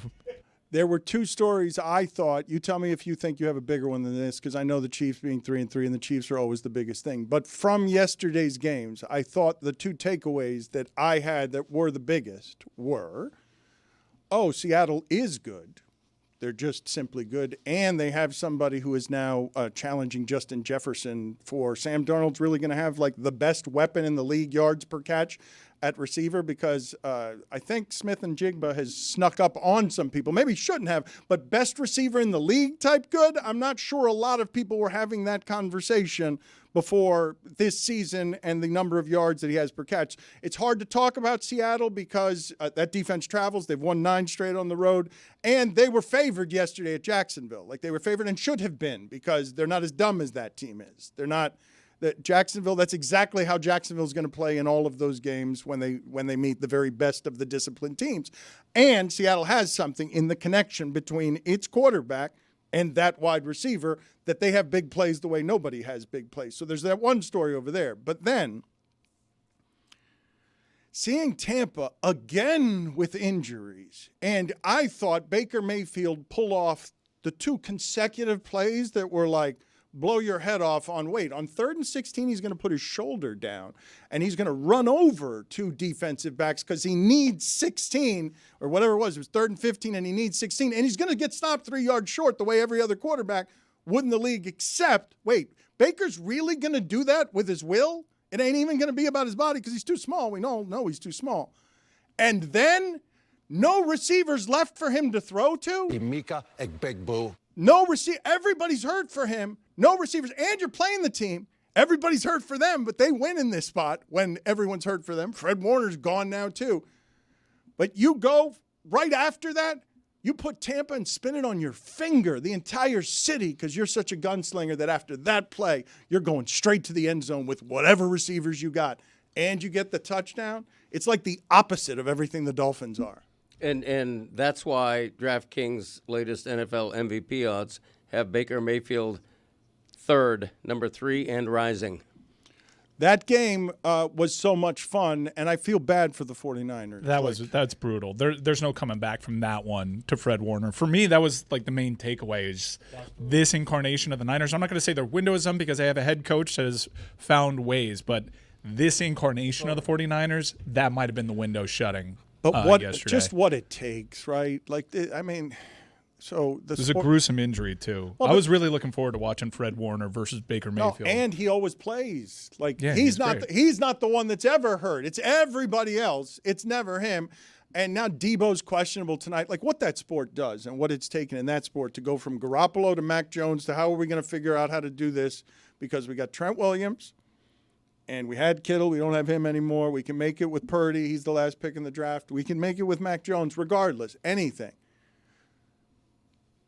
You don't need to make this about injuries. On 3rd and 15, Baker wasn't going to be stopped by any people who make tackles in that league because that's the story around him now. And then he goes to the end zone on the next play, and he doesn't have his Hall of Famers.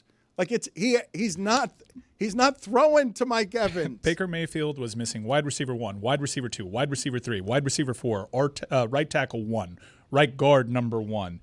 His team was somehow more beat up. RB1. His team was somehow more beat up than San Francisco. Tez Johnson only gets in the position to get that opportunity because everyone else is hurt. Emeka Egbegboo. The quote from Jim Nantz as he was calling that incredible rushing play by Baker Mayfield was, "He doesn't have a chance." Oh, yes, he does. It happened just like that. He doesn't have a chance. Oh, yes, he does. If I told you 2.5 years ago, would you rather have Tua or Baker? We were doing that conversation. Everybody answered Tua. And now, Well, but no, the other conversation that's funny about that, though, this is what's funny about that one, right, Tony? Because Justin Herbert made the play that Tua can't make because Justin Herbert in that spot is of the size that makes you doubt Tua, but not Herbert. So did Drake May, by the way. We can name like 15 quarterbacks that made the play you needed to make. Yeah, well, Baker's closer to Tua than he is to Herbert in terms of stature. Not heart, not guts, not guile, not dog, not balls, nothing. Well, not see, C and B's, pal. Literally nothing. Not the C and B's. See, wait a minute. Like, the part that's not fair about this is that only one of them has been racked by brain injuries. I'm not going to question Tua's toughness. C and B's, though, Dan. C and B's, though. Balls. I'm not going to question Tua's toughness, but what I will say is I have never been the person, I do not do this, where I say, yeah, Baker was going to make that first down against everybody. Because I mean, the mythology of sports is silly. Like, we do this after we get the result every time. But to have those two plays back-to-back to beat that team, which has been the champion in that sport, like, it's been champion good. It hasn't quite won the championship, but that team's the standard for you overcome in that sport. Like, look what happened to Baltimore when they can't overcome. Like, that team overcomes, and you slayed them in your house, and you slayed them in, like, the best and most emotional way. The kids who are at that game will remember those two plays in adulthood. And he does that every week. Yeah. Like, Baker Mayfield is making generational fandom for those in attendance week after week. Yeah, he's become a folk hero in Tampa. He's a dog. Yeah. I mean, not just at Tampa. Baker Mayfield, week after week, is doing something that sticks out on your NFL Sunday. Everyone's come around on this guy. Everybody loves this guy. Everyone that style of play resonates. They know he's not the tallest. All right? He's not genetically blessed. And he is throwing the ball better, damn near better than anyone in the league right now. He is just a dog. The thing, though, that does – I'm not going to go after Tua for toughness. But when I give you the stat of the Dolphins are broken, their quarterback can't beat the good teams, Baker did that at the Seattle team I was just talking about. That Seattle team has won 9 straight on the road. That Seattle team is rugged. Mm-hmm. And Sam Darnold's pretty good, too. And nobody was slinging – they were slinging it back and forth, and – Baker took it from him at the end. And this is how the league's stories at that position get rewritten as the quarterbacks get old and go to the booth. Brady and Romo and Aikman and all of them are in the booth now. But they're telling the stories of the kids, right? And this is how the league gets taken over when you're watching all the games on Sunday and then you're like, wait a minute. Oh, I've got to pay attention to just Baker now. Everybody get out of the way. Is Baker going to do this in the last 2 minutes? Is Baker going to Baker? Like, this is how you get rid of, nobody's thinking about Ben Roethlisberger anymore. Like, Aaron Rodgers will hold on to the end, but it's in these stories now they have to be in the playoffs for someone like Lamar Jackson. But it is kind of amazing to see that Tua can't beat the good teams, and Baker has climbed out of the sewer to beat the good teams because his career was finished. Fulfilling promise. It's weird that this is happening with a number 1 overall draft pick, but yeah, that's what happens when you're running scout for the Carolina Panthers as a D end. Remember the NFL 100 commercial? It ends with Baker sitting at a table next to Tom Brady, and Baker was coming off a really good rookie season, and everyone's like, yeah, this makes sense. One day this guy will be a face of the league. Well, he's a face of the league now. He's up there. He's one of the faces that represent this league. No one could have accounted for the twists and turns that story took. And part of it is just the swashbuckling style and the idea that he will take a tackle. He's not going to slide all the time. And he's so small to be a swashbuckler. You know, you expect that style from Josh Allen, who's as big as a linebacker, but Baker Mayfield doing it as a small guy, very impressive. I love swashbuckling. Yeah. He does honestly seem like a Buccaneer. Like, he seems like he would kill it at Gasparilla. Yeah. Put it on the poll at Le Batard Show. Does Baker Mayfield look like he would kill it at Gasparilla? Like, Carolina was not a fit for him. No. L.A. also, I don't think was really like vibe. Tampa for him. fits. Tampa, he's a Tampa guy. Mm-hmm. That's exactly right. The part about it that to me is the coolest, because we can make up these stories about anybody if we want to believe in the mythology. The part that's the coolest is show me all the other guys in the league as you're watching Justin Fields and what the Jets are. Show me all the other guys in the league. even as I'm arguing with Nick Wright and the rest of you about what Patrick Mahomes looks like when he doesn't have the right receivers. It's not just that Baker Mayfield is winning. It's he doesn't get the cheat code of Mike Evans is always open. Like the receivers he won that game with are not, those are guys that you're not throwing to on Sundays. You can't have all your receivers out. What do you think that would look like if I took, what do you imagine the Dolphin offense would look like if I just took out Waddle, Washington, and Hill? You killed the Chiefs because they were missing 2 guys. Nick Wright explains what the hell this bet is next.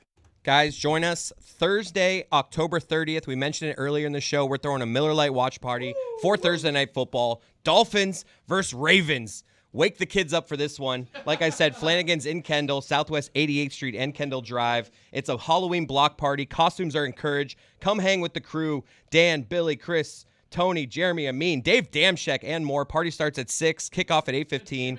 Don't miss Flanagan's $1,500 costume contest. Good vibes plus great football equals Miller time. Good day to be a Baker Mayfield stockholder. I was like diamond hands on that. And you know who Baker has next? The Detroit Lions coming off a loss. That is a big game. I want tickets to that game. If I want tickets to that game, Tony, where should I go? Game time? That's right. Because you take the guesswork completely out of buying NFL tickets with the Game Time app. Download the Game Time app, create an account, and use code DAN for $20 off your first purchase. Terms apply. Swipe, tap, ticket, go. Where are you guys on this? What I don't want to contaminate the jury pool. What do you want to know from Nick Wright about what this bet actually is or isn't, or where my confusion is on what the bet is? Well, I think I want clarification on your confusion because you're under the impression that this was a bet for a white Corvette. I woke up this morning with the empty feeling in my stomach that I had to get Nick Wright a white Corvette, and that was going to be pricey. However, we reviewed the tape, and we didn't get confirmation of that bet made with Nick Wright. And Nick Wright, although we'll give him the floor now, he has conceded that this is now complicated. Yeah, hi guys. Nice ascot, Dan. You look resplendent as always. This is why it is frustrating to gamble for real money with people that are what I would call more of a casual, other people would say not problem gambler. It was very clear we were betting $5,000. And then over the course of the weekend, Le Batard, who also has a very odd text schedule, which is like you text him in the middle of the day, it might go unresponded, but then he'll text you at 1:30 in the morning as if we're not both on the East Coast, is sending me pictures of white Corvettes. And while I thought the bit with Greg Cody was funny, I didn't understand it. I then text Dan yesterday about, hey, just so we're on the clear here, how do you, if by some chance, even though I knew there was no chance, never a doubt, if by some chance the Chiefs lost, how do you want me to get you your money? He texts back, I don't want a white Corvette. I'm like, yeah, okay, that's cool, but I just want to know your Zelle. and then this morning, he texts me, this is going to look so stupid in front of your house. And a picture of a beat up old bad Corvette. Meanwhile, I have a weekly betting budget. I had incorporated $5,000 of it to this bet. So if somehow I told you he bets big. I gamble for real, guys. I gamble, and here's the other piece of it. I am, as happenstance, by chance, in about 9 hours, playing in what will likely be the largest poker game of my entire life, to which I will need bundles of money. And this $5,000 isn't going to make or break that, but it would be helpful. And now I'm in this weird spot where it's like, if Dan really thought we were betting a Corvette, does that make the bet meaning we weren't really betting anything? Because who's going to find, ship, and buy a Corvette? Like, am I now a bad guy because I texted Dan my wire number this morning? Because I'm going to want that money. And if we want to parlay that down the road for the sake of the show to where this is just $5,000 in escrow, and when it gets to a large enough figure to where it could pay for a white Corvette, I guess my comfortability with that is going to depend on how tonight's poker game goes, guys. Good to see you. This Dan Le Batard off on the side texting you, I don't want a white Corvette, trying to get himself away from that bet he made, only to moments later turn to a microphone and say, Nick Wright has to take this car. It is unbelievable, even for Dan. I mean, I don't, and here's the thing. I'm not opposed to a white Corvette. I'm not like Greg Cody, where I think it would, Greg, that was unfair. I take that back, and I have too much respect for you to take a cheap shot. I would be opposed to a white Corvette if it were my only means of transportation. But as like a sidecar, like, because I already have what is kind of a ridiculous car. It's awesome, but it's a ridiculous car. Because I got it for my wife, but it's our only car. It is a baby powder blue G-Wagon. So like that car already draws some eyes. So if like Well, see, this is the thing. You put me in such an unflattering light there without allowing for the fact that you're the one who suggested that the bet should be the Greg Cody actual Corvette that he didn't like from his wife with the VIN number. That is the funniest outcome. But also, Dan, that's because once you start sending me these pictures and then I respond with, well, if this is where we're actually going with it, like, here's an actual cool one. If you checked my Google history, it would be old school white Corvette, South Florida. I don't want that.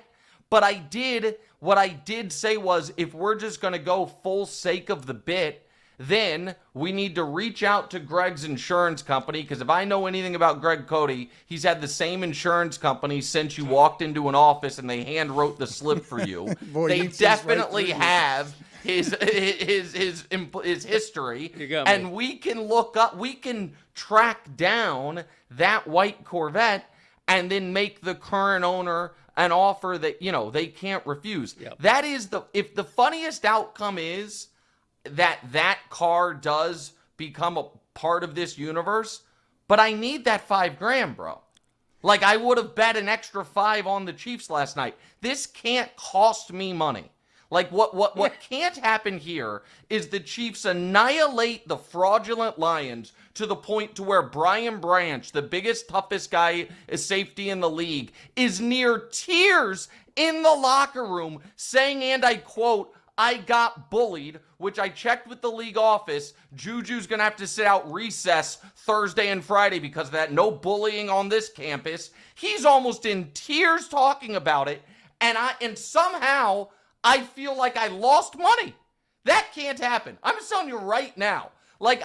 So we can do whatever white Corvette stuff we want, but at some point, either in cash that is handed to Mike Ryan that he holds for me for the next time I'm in South Florida, or via, I'm not really a crypto guy. You're not going to bully me, sir. Well, what? It's not bullying. I'm not going to be bullied. This is the difference between a hijinks better and a real better. Yeah, you're messing with the guy's business. I mean, you don't want to do this. Dan just wants to do, hey, this is fun. You're going to stop being friends with this guy real soon if you keep playing. No, it's just, here's the other thing. The other thing is this, if I can just reveal a little bit more. I then was in a very awkward position because what I won't allow is for me to be free-rolling somebody. And it felt like once we were texting about Corvettes, I'm like, wait, are we in a situation where if the Chiefs win, I'm going to want my money, and if the Lions win, Dan's going to be like, you don't owe me any money?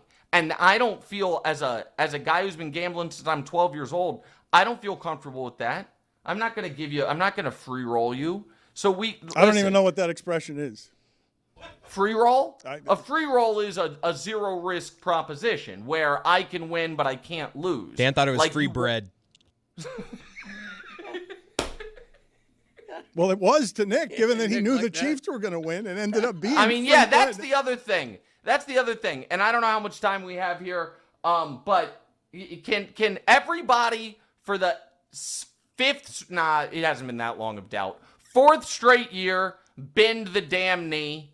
My God, you guys. How many times does this team have to show the Eagles? Did you guys read Rossini's column this weekend? The Eagles anonymous players being like, we're just beat up and tired. We went to one whole Super Bowl in a row. This team plays 20 or 21 games every single year, and the last half decade, like clockwork, people find a reason. This year's going to be different. Watch out for those September champs Buffalo Bills. I've had to listen to the margin of victory champs Lions. The Lions, the biggest, baddest, toughest team on the block, has a 4th and inches from the goal line and splits Jared Goff out because they are so desperate to prove to the world they don't miss Ben Johnson, who would just run it down somebody's throat. And then, I mean, you don't even know the rules on your own trick plays. You're cheap shotting after the fact. You go up 10-6 and then get boat raced the rest of the way. And obviously, it's going to end with the Chiefs winning.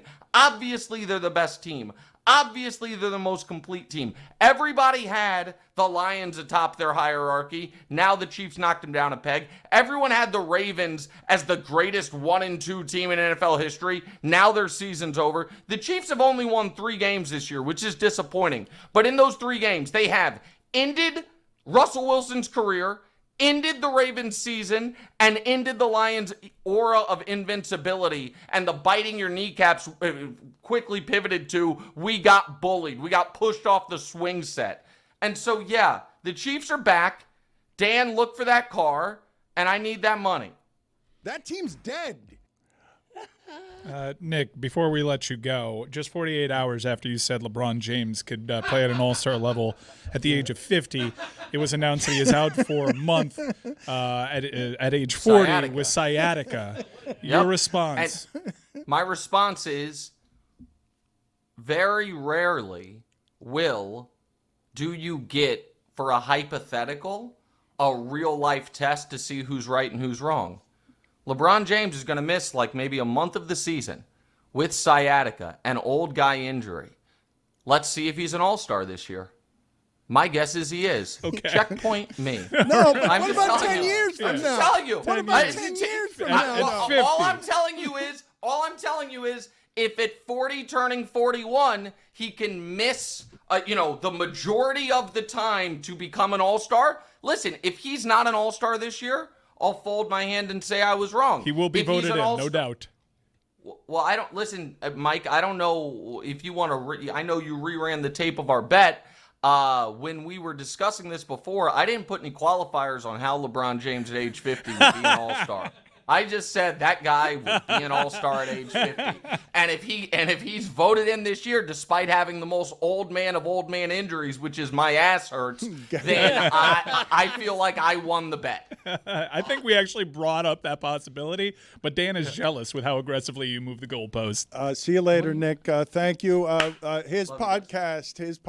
$5,000 in pennies is what Greg Cody has suggested. Right. How would you feel about that? 500,000 pennies arrive at your that doorstep. would be a pain in the ass, but I'm already never betting money with Dan again, so it is what it is. The thing is this, and you just Zell me. You got my phone number. And I'm not, again, how about, you know what? Binding. Here's what it is. Binding, and because I'm a man of honor, this is how I would like to handle this. We can figure out the white Corvette thing moving forward. However, let's see how tonight's card game goes. If I win, you can distribute that $5,000 amongst the shipping container. And if I lose, I'm going to need it.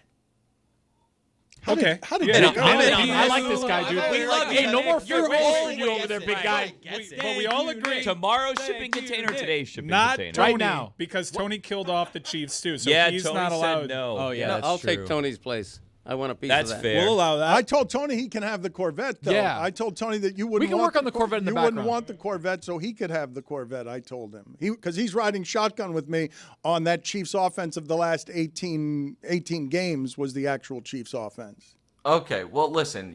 So Tony Tony's can out of the ride will. shotgun with you in the white Corvette and your horrific football takes. That's fine. I do like Lewis. He says hello to me every time. Wow. You guys can divvy it up as you see fit. But let's just hopefully you guys get it. But again, man of honor, I might need it. Play well tonight. Thank you. I appreciate it. I'll text you guys updates. See you guys. Jeremy off mic to himself, under his breath. You're pathetic as you were just doing your thing. Your little bit here. Nick, Me? why is this? No. Oh, it just sounds like Jeremy's out now. Hold on. No. Although not if you you, want Nick. Jeremy to be out, we'll accept. Yeah, that's not fair. Nick, why is this card game so big? Just a lot of money. Yeah, I mean, Yeah. Okay. Cool. It's a lot of money, Dan. All right. Sometimes you have to explain things, All right. Dan. Is it streaming anywhere? No, No. I thought you regularly played in games that were a lot of money. Why That's would right. No, I do. He does. I do. Yeah. But this is It's well known. This is. I gotta say this quietly because I gotta take my wife somewhere and she might be right there. This is a bigger game than I probably should be playing in. It's at a billionaire's penthouse. Ooh. But I think I have a huge edge. I've played in it once before. I lost, but it was call it an investment. And so this is a big swing. This is a big swing. Like this game could be a brand new white Corvette. Now I wouldn't spend the money on that, but yeah, this is real. This is real. This is what. Listen, man, you work as hard as me. You have all these extra jobs. You do all these things. It's really just so you can live the exact life you want to live. And what that life means is Monday night, I'm gonna go take a shot. I'm gonna go take a big shot. So I'll see how it goes, and then hopefully I win, and then the shipping container and everyone else wins, and hopefully the only loser in this is Dan and his ascot. See you guys. See you later. Good seeing Bye. you, Nick. Thank you for making the time. I'm going to send him a white Corvette anyway. I'm going to figure out a way to send him the one that Billy's talking about there that has no transmission. We'll track down my original one. We'll get on that. He got you how to do that, though. Going through your insurance paperwork would be the way to do that. Yeah, I'll get on that. You could give it to Tony if you want. You'll get on. Yeah, I like No, that. I will. I'll get on it. I wanted to ask you guys about something from the sports weekend that I think is probably going to go under the radar a little bit. But Tiger Woods is now emerging from his 7th back surgery. It is lumbar disc replacement. I don't know if any of you have ever had back pain, but when you have back pain, there's like nothing else going on in your life. And so, over the last 4 years, one of the greatest ever, an icon for all time, a sport changer, over the last 4 or 5 years, he's only played in like 15 tournaments, and 4 of them are 36 holes and you can use a cart. Like, if in terms of how aging presents itself in front of the immortals, it usually isn't quite that stark, where my back hurts because of this game. I can't play it if my back isn't right. The reason that I never caught Jack Nicklaus is because his back went bad, because the human back isn't meant to do that many times. So, Tiger Woods, 7 back surgeries. I'm assuming he's physically and fundamentally broken every time he gets up, and I'm assuming that part of his journey has had pills in it because there is pain all the time in a way that is unreasonable. And I say that, I don't say that recklessly. I say it like he has talked about some of the things that are required to stay on top of that sport. I can't imagine how much pain he's in. I mean, it's been in the news. It's not reckless to know what was going on in the past with him. But how could it not be, would be the place that I would start with you. But then I'd go another place, right? Because obviously any one of us would say, yeah, worth it. Worth it if you get to be Tiger Woods. Right up until I give you the singular back pain and say every morning you're getting up with that, and doctors are going to try and fix it for 10 years with 7 surgeries, and it's just going to keep getting worse. It's never going to get better. It's just you're bleeped for life. You're going to be in pain for life. I know everybody would say worth it right up until you wake up with back pain. Help me understand, because you have to assume he hires the best back surgeons available. if you're having a 7th back surgery, does that mean the first 6 didn't quite work? Like he also got in that wreck that was not part of the script. But I do think Tiger Woods would accept everything that came his way to remain being Tiger Woods, a guy who at his peak was bigger than the sport itself. Agreed. I'm just saying once pain arrives singularly with mortality on this when it's this overt, I can play 15 tournaments, and 4 of them are going to be the same one, and it's going to be in a cart, and it's going to be 36 holes, because what I used to be, I ain't that anymore. But I love it so much that I'm going to keep trying, because maybe I can beat Jack, because Daddy raised me to beat Jack. And all I'm telling you is when the back pain is that bad, I understand. Everybody would say it's worth it, because anybody listening to this would say, yeah, I'd like to be Tiger Woods. I'm just saying that back pain is singular. It stops your life in its tracks. Like you don't think about anything else once you get out of bed in the morning, and the first thing that meets you is it hurts to get out of bed in the morning. Some people have back pain for free. Don't get paid what they get paid to drive in a cart and play in the tournaments that he does, and it's like, yeah, that's terrible. But also, he has access to things that people don't have. Yeah, my grandpa didn't have the benefit of having the back pain and being Tiger Woods. He just got to be Bob Galata. Okay, so he has 15 majors. He won't give back the 2019 Masters, obviously. But if you tell Tiger, hey, we're going to take away your 2008 U.S. Open, your 2007 PGA Championship, and your 2006 Open Championship, and you lose like 30% of the back pain, but also like 30% of the income or whatever that came from that, do you think he takes that? Well, that's one option. I have another one. What he's worth, it says the internet, $1.3 billion, $500 million. Yeah. No, that's no back pain? A divorce. You give up $500 million. You now have $800 million. No more back pain.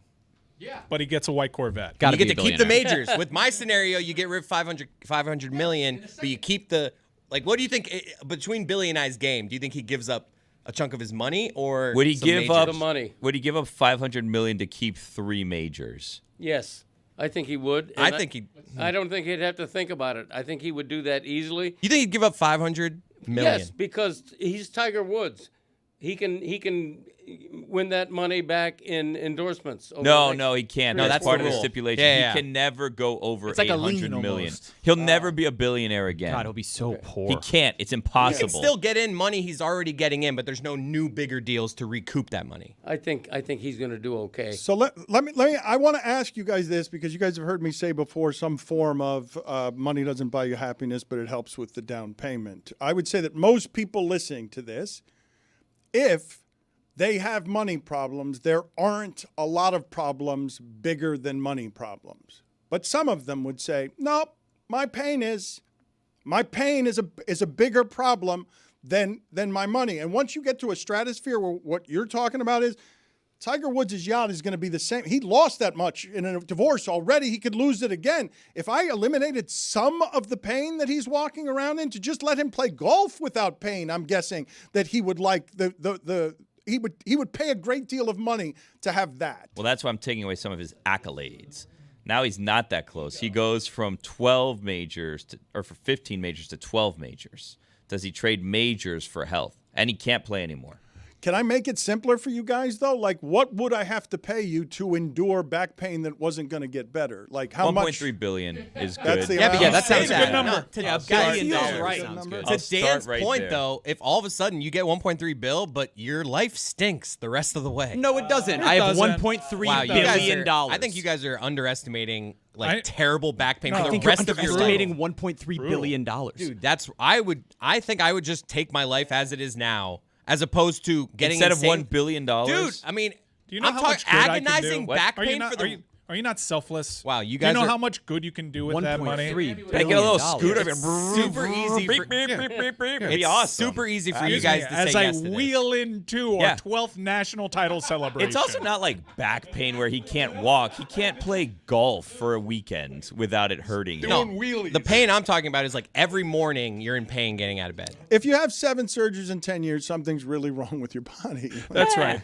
The selfless good I'm going to do is winning 12 natties with the University of Miami as Arch Manning plays for them. Let me ask you guys. Would you take Arch? From yet? I'm proud stockholder. You would take him next year? He looked good. He looked good. Your voice went up when you said that. No, he looked comes good. back, right? He's not going. He looked really good. He's not going to the draft next year. Man. He looked good. Mike has been doing deep dives the last 3 weeks on how Arch Manning looks against pressure. He actually looks in the pocket the way, and this is something that you can feel, right? Because I thought the easiest betting mismatch in that Texas-Oklahoma game was how good that Oklahoma line is against how bad that Texas offensive line is. But Arch Manning has some moments young amid the frenzy where he looks like there was only one young quarterback I saw yesterday, young quarterback, that looked in the pocket this way, and it was Drake Maye, where you're like, oh, he's figured out how to move around in there. He's totally comfortable back there. He's feeling things correctly now. Over the course of 40 years, the Patriots are going to end up being bad for 3 of those years, and the Dolphins did nothing with those 3 years. They put a couple of 4-12 seasons together, and Drake Maye is now obviously the first-round talent. And when you put an organization around it that's not Cleveland or Carolina,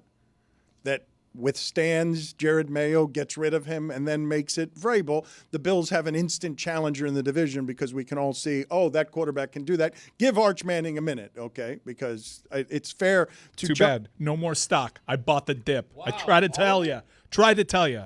Red River. Weird game. Yeah, it always is. And Texas now number 7 ahead of Miami in the future rankings. The thing that I wanted to say from yesterday, and I want to ask this question because it's gonna skip under the radar from the football of yesterday, because I think many of us learned together, Jacoby Brissett's their backup.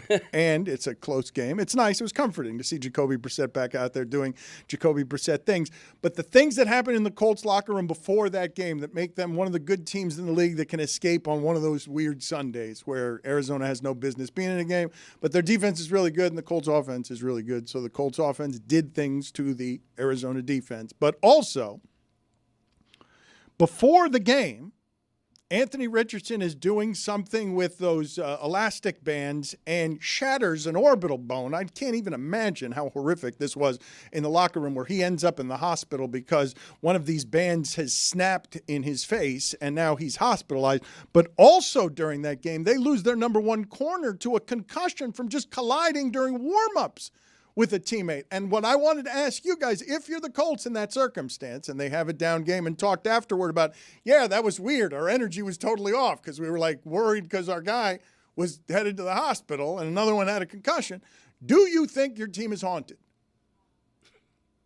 Do you leave the locker room saying, I don't want to play today, everything here is haunted? That's 2, not 1. I believe there are ghosts here. I don't want to play football today. Jim Irsay having a hell of a time in the afterlife.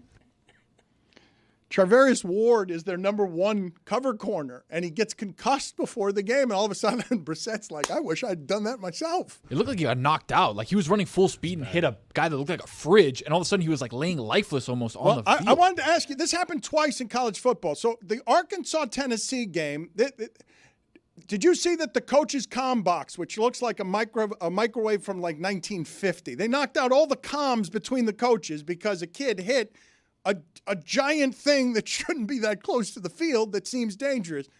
And it's in a game I was watching, a kid carted off in an ambulance who the week before in Tennessee, or 2 weeks before, ran into a brick wall because it's too close to those 2-ton beluga whale goalposts. Should the brick wall and the coach comm machine be those giant things near violent people moving very quickly so that, like, does that make any sense to you guys? Like, no, brick wall was too close. It's out there. I think we saw what it, the pitfalls of having the brick wall there at the back of the end zone. Yeah, that ranks right up there with photographers being about 1.5 inches from the end line on an NBA court and players plowing into photographers. Same thing. What did you guys make of Nick Wright sticking out his chest on the idea that the Lions were bullied? Because I just look, their offense seems like if it would be on the road occasionally against really good defense, it could be slowed just because that's what we've seen happen with Green Bay. It didn't happen against Baltimore. It happened against Green Bay, and it happens against the Chiefs. And that whole game ends up swinging because the Chiefs score a touchdown at the end of the first half, get the ball, and score another touchdown to start the second half, and now Detroit's just chasing. The Amon-Ra St. Brown drop proved to be pivotal. Like that totally ruined their chances in that game. That was when you look back on it, that totally changed the game. He never drops the ball. Never. He's great. Like, what is that? Like, what? Can you guys get me a drops number? Like, I remember that Larry Fitzgerald had more tackles than drops at one point. I know DeAndre Hopkins went multiple seasons without a drop. I'm finding it sort of maddening, the amount of people like Brian Thomas, Tony. That guy. How many times does he drop balls? 3rd and 7, and it's for the game. We're driving down the field. That's and twice It's this a catch I season. would make, Dan. Dude, that's twice this season. But then he makes the catch where it gets bobbled up. He's running full speed behind him. He catches it, scores a touchdown, and then Travis Hunter is 9 feet past the line of scrimmage. So what are we doing? Waddle also had a bobbling catch where he's like caught it on the ground, like sliding 4 feet. I see great. Look, man, the field is not big enough for the athletes on it. Okay, because I saw this weekend in Alabama. They're playing Wildcat with Proctor. He's 366 pounds. Like the fridge was a novelty at 320 because they just hand him the ball. This guy's taking screen passes and running the Wildcat. He's 40 pounds heavier than William the Refrigerator Perry. They're throwing him screen passes. The way Drake Maye moves, and then there's Tua. The field's not big enough for That's these what I'm human doing now. beings. With my football experience, I am just looking at every quarterback at college, NFL. I'm just like, Tua couldn't do that. Oh, wow, Tua could never do that. Couldn't do that either. So you guys are just all out in all the ways you guys have run, and you're wondering why Tua doesn't want to take all the blame when you guys are just done with all of the careers of people in Dolphin I just uniforms. hate hearing him talk. Yeah. Makes me so angry. You used to love hearing McDaniel and Tua talk. Remember? You loved hearing him talk during the preseason when he ripped Flores and gave you the interview while you were scratching your balls the entire time. Yeah. I mean, that was a year ago now, but. But you loved hearing him talk then. You couldn't believe how great it was to hear him talk then. Viore. Wow, they got that up fast. Why is that so ready? What are you doing? They got it a second. They got that video up fast. Wow. I'm glad that we can just take attention away from my gut and my body. You loved how he talked then. You loved so much how he talked then. Look at how you're looking at him. Look at how you're looking at him. That man could take those shorts nice right shorts. off you and you wouldn't even notice. Those are damn impressive shorts, I'll tell you. The look of love. No, That's the look. That's Tua. Now you're so out. You and your dad, you descended from Homerism. Look at how you're looking at him. Now you're out on him even speaking, and Billy wants to give him lie serum. Look how close he is to having his arm around you, too. Look at his thumb right there over your Is he shoulder. touching my shoulder? I think you're leaning in a little bit there. Wow. Right after the camera went off, he said, "Let me help you with that string there." What? Nothing. No, he's right. Thank you, Tony. Tony remembers. Tony will agree with anyone. What?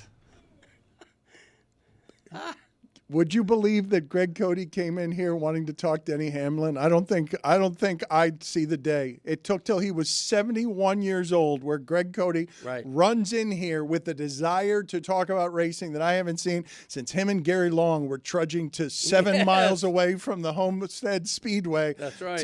What? How did Mike Ryan has been trying to get everyone here to talk Denny Hamlin for about 6 months, and everyone ignores him. They wait for him to stop talking. They wait for the breakfast on his breath to end up, wafting away. I'm a closet NASCAR fan. I'm by no means an expert, but I love their playoff format. I think going from 16 drivers to 12, I think it's a great system that's working. Granted, they tweak it every single year, it seems like.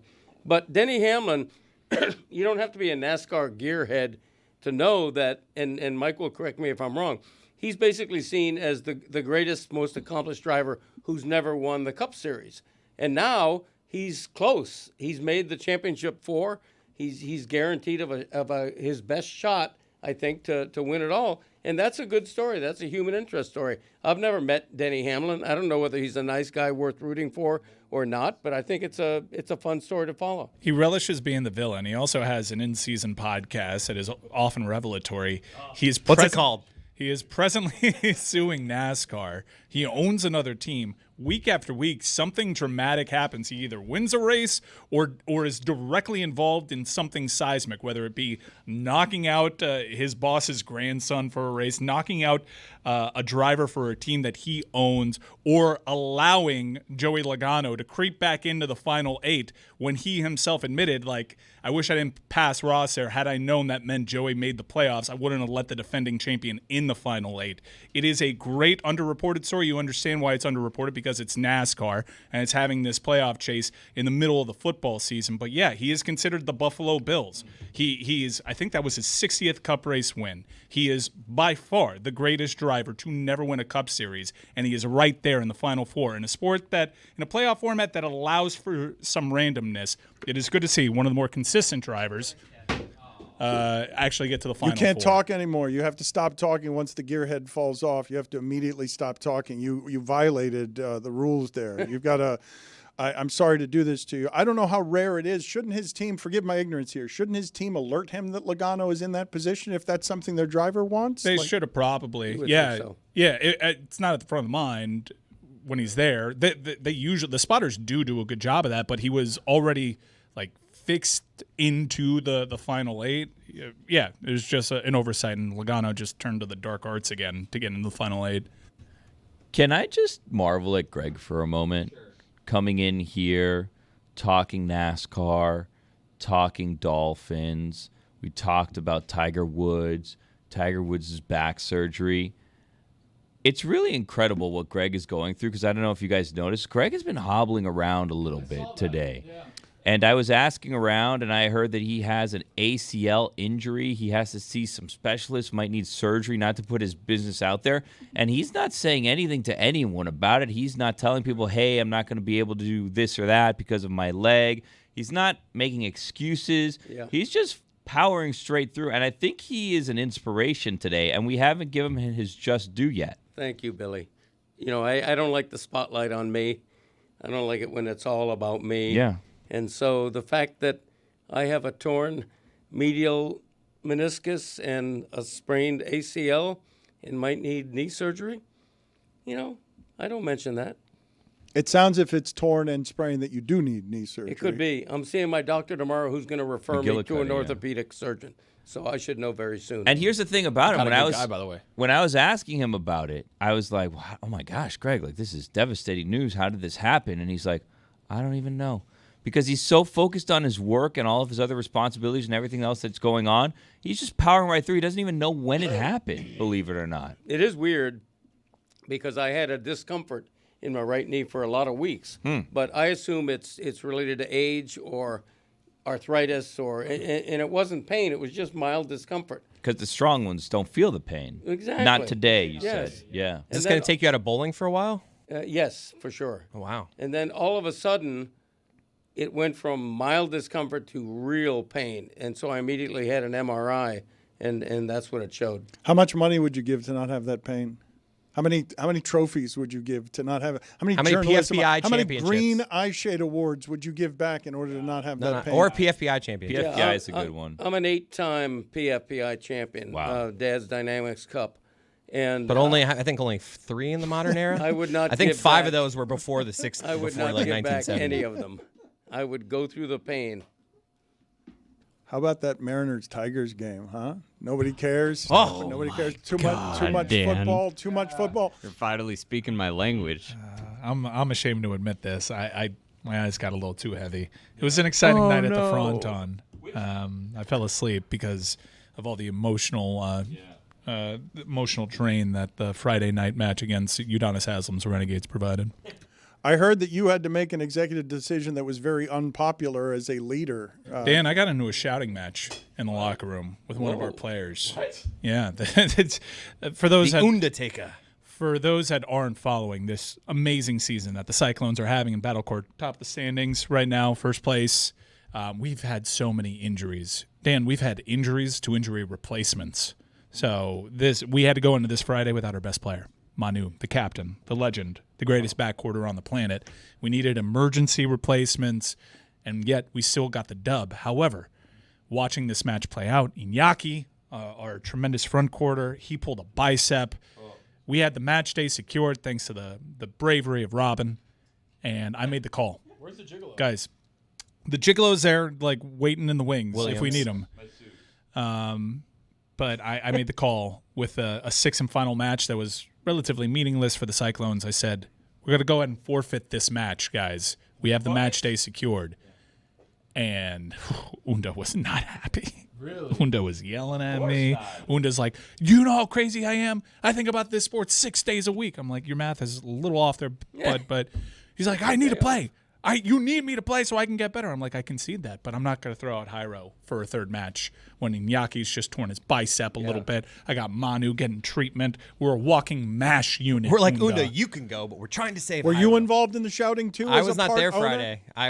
I had a parlay, honestly. I was anti-Mike. I was like, let's if let's you watch finish the this thing. broadcast, it was a little awkward because like the players took the front on for match 6, while the GM was saying we're not going to do that, and they had to get pulled off the front on, and That would be a national controversy if it happened in football or That's something. big controversy. I like that competitive spirit and that fire from Unda. Those were good sparks. That is true locker room leadership. Manu had my back, as a true captain does. Good boss. We said, boss, you made the right move. I got complimented from the league office that said these players need a good GM to protect them from themselves. Wow. We are first place, and we're not going to risk injury in match 6. You know why, Chris? Because the standard is championship level. Wow. Yep. We need to win a Battle Core championship here. We need to, and that is the main thing. Mike, question for you. Do you guys still have like the curtain of the locker room? Yes. That shares everybody's locker room? Mm-hmm. Okay. So just to be clear, office. just to be clear, that's the end of the That's right. longest winner-take-all baseball game in the history of Major League Baseball. That's it. That's all. ALDS talk. Yeah, I was watching Lions Chiefs. I forgot all about. No, this wasn't. This wasn't. It was like 5 days ago. No, this was 3 days ago. He was watching it though. All right, this was Friday Remember, night. he's in They also won yesterday. It was pretty cool. Cal Raleigh. Homer. They should have bunted Crawford earlier in that game. Would have saved us all a bunch of sweat. But now that concludes ALDS. Who do you forfeit to? Like you tell the league. Throw I a told the towel league. on the court. I told the league. I told league leadership. Who's that? Yeah. The Savins. The commissioner and the commissioner's daughter. The league can't she works like hard. That. The league can't like a forfeit. The league had my back. This was the right call. I mean, This was the right call. But this largely exists. Someone for the in this room might have had a parlay and might have had different feelings about that. We won't pull that curtain back. Were the fans booing? Scooble struck out 7 straight guys, and it's like he pitched a month ago by that time the thing ended up in extra inning. Hold on a second. You're a team owner. You're betting on your own team. A toner. He never bets against them. Yep, always with us. Well, allegedly. No, trust me, I could show you the slip. If you're betting against your own team, that's a controversy. That's what I'm saying. I never have. Even betting on your own team, that'll get you out of the Hall of Fame. Ask Pete Rose. Well, you can't anymore, but you know what I mean. Okay, Mike, I will argue that I will give you a stat from that game while you were falling asleep. What game on Friday? Not the Undertaker, not the highlight. The Lions game? Cal Raleigh in the game where they were playing all of this perfect baseball where none of the pitchers can be hit and all of the pitchers are getting out of first and second base for your season jams. Cal Raleigh had, and I couldn't believe this when they said it. They went out of the broadcast booth where, of course, Adam Wainwright was there holding an actual baseball because he's got to be. And he's sitting next to A.J. Przinsky, and both of them, as the game is going on, are getting more and more disheveled, so that by the 15th inning, I really wanted them to lean into the cartoonish aspects of they look like they're a mess because this is exhausting. But during that game, Cal Raleigh had his first pass ball of the season. Yeah, I saw that. Yeah. I couldn't believe that. Yeah. How do you play an entire season catching baseballs being thrown at 100 miles an hour by those weirdos and not have a pass ball all season? How is that even possible? He's a platinum glove winner. He caught 17,000 pitches this season without a pass ball and hit 60 home runs. The entire broadcast is just Adam Wainwright saying, I'm not letting this guy beat me. How many? We're running out of guys that can beat you here, pal. And also, another observation. Odd-looking team, the Mariners. Josh Naylor straight up looks like a Buccaneer. Not a Tampa Bay Buccaneer, a swashbuckling Buccaneer. He looks like a musketeer if we want to go away from the seas. Strange-looking dude. When you say that I'm not going to let this guy beat me, I did have a moment during yesterday's football that made me laugh. It's at the goal line.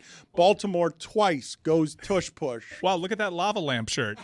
Is that what that is? On I thought it was a vacuum cleaner. Look like a vacuum cleaner. Let's really talk I think this it out, is a Dad. vacuum Talk, cleaner. talk out everything it could be. It's a Hoover.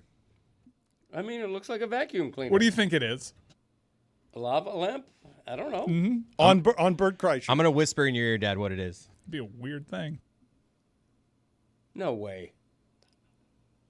I mean, I don't know that. What do you not What know? do you mean, no way? It Apparatus. looks exactly like one of those. You don't things. know what one of those would look like? Vacuum cleaner? No. What are you looking at me? What do you want me to say? That apparatus? Yeah. I don't believe it's what it is alleged to be. Oh, it is. It's for the big dumper.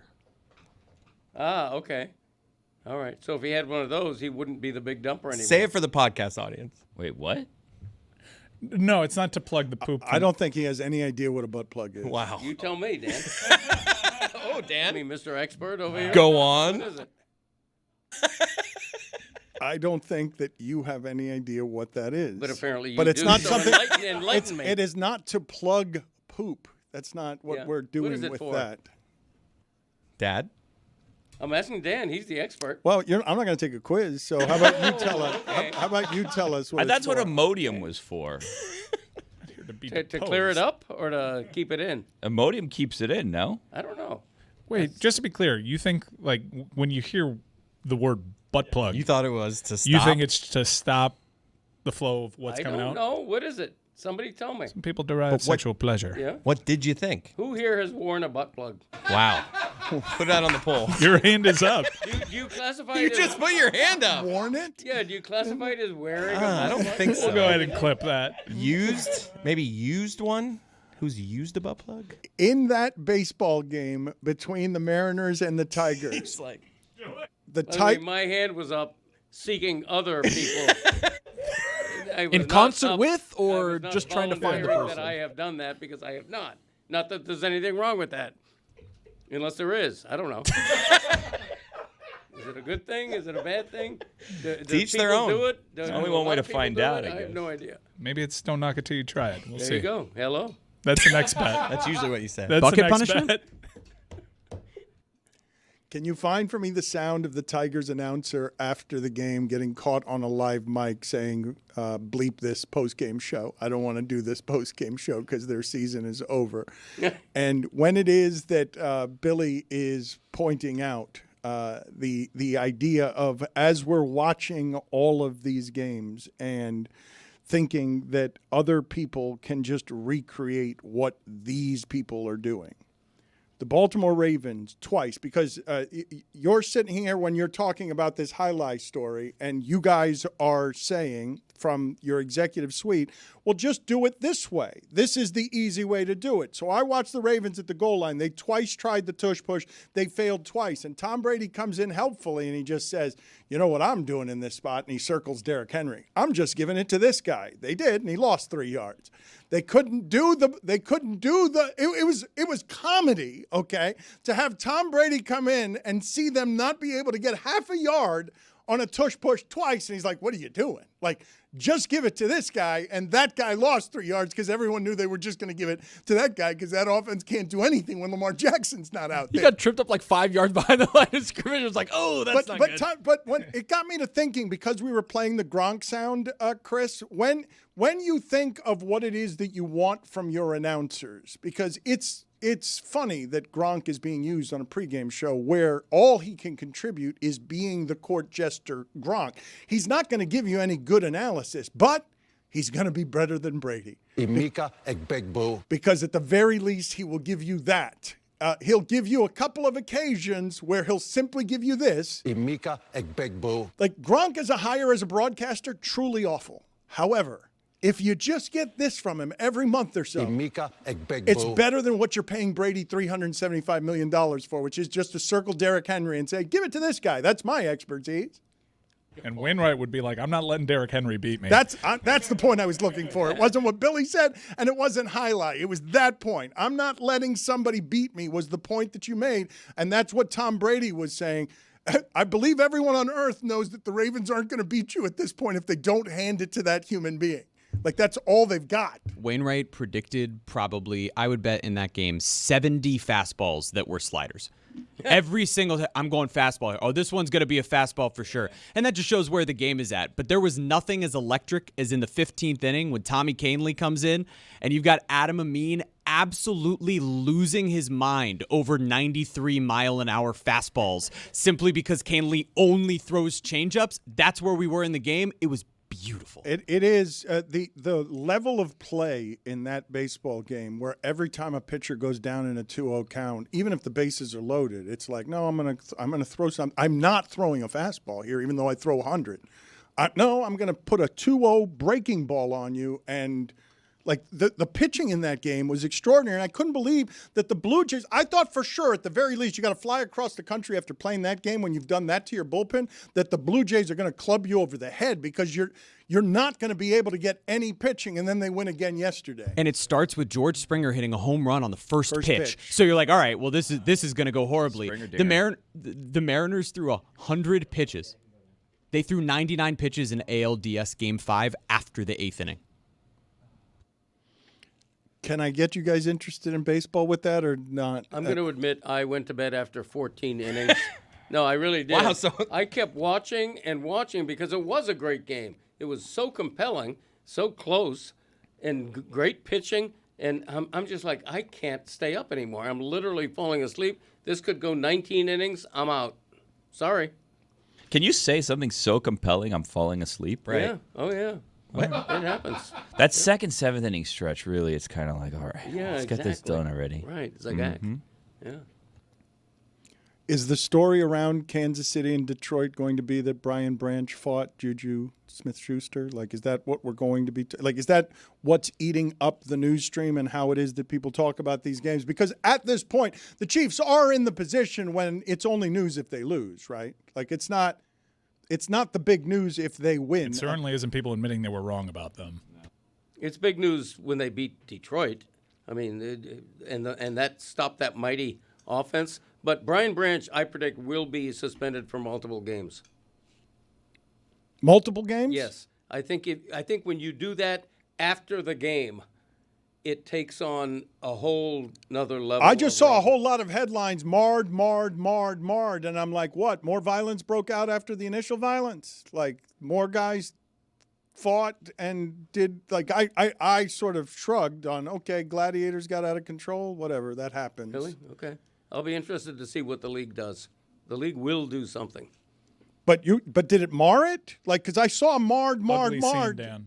It was an ugly scene. Yeah, I mean, we're talking about it. And that's the last thing the league wants. You have two of your best teams playing in prime time, and now you're talking about a fight between two players. One saying he was bullied. Ridiculous. Embarrassing. What is Zaz doing there? Look at Zaz. Zaz is looking in on us, haunting, a little bit of haunting. Where are you, Zaz? You've been missed. Where you're traveling Europe. You shouldn't be. You've never traveled Europe before. What are you doing? Bonjour, everyone. Bonjour. You know what bonjour means? Hello? That's where I am. I'm in Paris. Hello, Dan. Bonjour. What are you doing? You just look like you're in a parking lot. You can be in Tamarack. Well, that's true. I've said that several times on this trip. What are we seeing here that I not see in Cooper City? That's funny that you mentioned that. My wife doesn't like when I say that. But behind me is the River Seine. You know about that river? You may have heard it in the Olympics. We're about to go on it. We're going to go on a river cruise tonight. Weren't people barfing and, like, didn't somebody die? Yeah, but don't worry about that. I'm not going to barf or die in this river. What are you looking forward to? What have been the highlights of your trip? Saw the Mona Lisa today. Got to see my girl in person. That's right. We toured the Louvre. That's a very famous museum, Dan. We toured that today, and we've seen all kinds of great stuff here. Eiffel Tower yesterday, went all the way up to the top. You can't be scared. I went all the way to the very top of the Eiffel Tower. It's very, very exciting, Dan. Can't help but point out that today in America, we're celebrating Indigenous Peoples Day, and you decided that the best way to celebrate that was to leave and go to the continent of the colonizers. I mean, look, sometimes you got to pick a side, right? I don't know what to tell you. Whoa. I don't know what to tell you. Let my boy cook. Hold up. That's a holiday spirit. Let my boy cook. And you didn't call it by its right name. I saw an EO go out. What's going on in sports, guys? Is sports still happening while I'm away? It's very tough keeping track with the time difference. You know about the time zones, Dan? I do, yes, the Lord's time zone. They actually stopped all sports until you came back. It's the craziest thing. Did you have any sports opinions that you wanted to share before flying back in a hurry? Are you here this week? Yeah. I'm flying back home tomorrow. I'm coming straight to the studio Wednesday morning. I miss you guys. I'm excited to be there. I don't like keeping all of these sports takes to myself. I haven't been able to see a single second of the Panthers because the games are at like 1 a.m. over here. Terrible. If we were all in the Lord's time zone, it'd be so much easier to keep track of everything. But I know the Panthers are 3-0. I love them so much. And I watched most of the Dolphin game yesterday because that was at like 7 p.m. local time here. No problem. I saw most of it. 3 interceptions, and then he questions the leadership in players-only meetings, which really sounds like he's questioning his own leadership. So I don't know. You explain that to me. All right, good seeing you. Any other sports opinions on your way out the door that you need to unleash because it can't wait till Wednesday? I mean, Aaron Glenn, you fake punt at the end of the first half, you pick it up, and then you sit on the ball and run out the clock. Get the hell out of here. You're not a head coach. All right, very good. See you on Wednesday, Zaz. Take us. Bonsoir. All right, thank you. Appreciate He doesn't belong in Europe. They shouldn't let him in Europe. His family has to hate that, right? Like, he keeps like, well, we can't go on this river cruise yet. You don't think all of France hates him walking around looking like an undercover cop? Like My son hates it. I'm embarrassing my kids. My kids hate that I'm doing this right now. They said, Dad, can you go walk like 10 minutes away? I'm embarrassing them. What's to be embarrassed about? Look at me. I'm awesome. Dan, it occurred to me earlier today. We were talking about this before the show. We're in a bit of a pickle today. I don't know if you caught on to the fact that we're in a pickle here. His movie theater sells pickles. How much? $2.99. I can't even do his own. He's pitch. gone. Jeez. Sorry, we can't play your pickle game with him. He's gone. We have to welcome in Amin El Hassan instead. Maybe there'll be time for you to play your pickle game with Amin once he's done with his weekend observations. Are you ready, Amin, or do you want to do pickles, or you want to do weekend observations first? That's a hell of a deal, but let's do weekend observations. Amin also It looks is like time an for undercover. him to share his game notes. No one in the media will tell you what happened better than my boy. The hat's too small. That's part of it. The hat. It's the style of the hat, too. Officer, I don't have anything on me. The hat is too small. Where do I go around here to buy a bag of dope? Where can a guy get a butt plug around here? Haircut days tomorrow, fellas. Weekend observations is presented by Miller Lite. Dan, they said it was a wrap. They said the magic was over. They wrote him off. And even though he got a pen, a postcard, and a stamp, he never went to the mailbox. Because after 174 yards and 1 touchdown, make no mistake, my boy Gino is back. Got the win. That's all that matters. The most important stat of them all. What was that? What was that, Tony? He just gave my you boy Gino. No, what? 174 yards and a touchdown. They beat the worst team in the league. A win is a win. Get one in the win column. That's all he got. Just win, baby. Off of that football weekend, you opened with Geno Smith? Not throwing a pick. That's the only thing he didn't do is not throw a pick.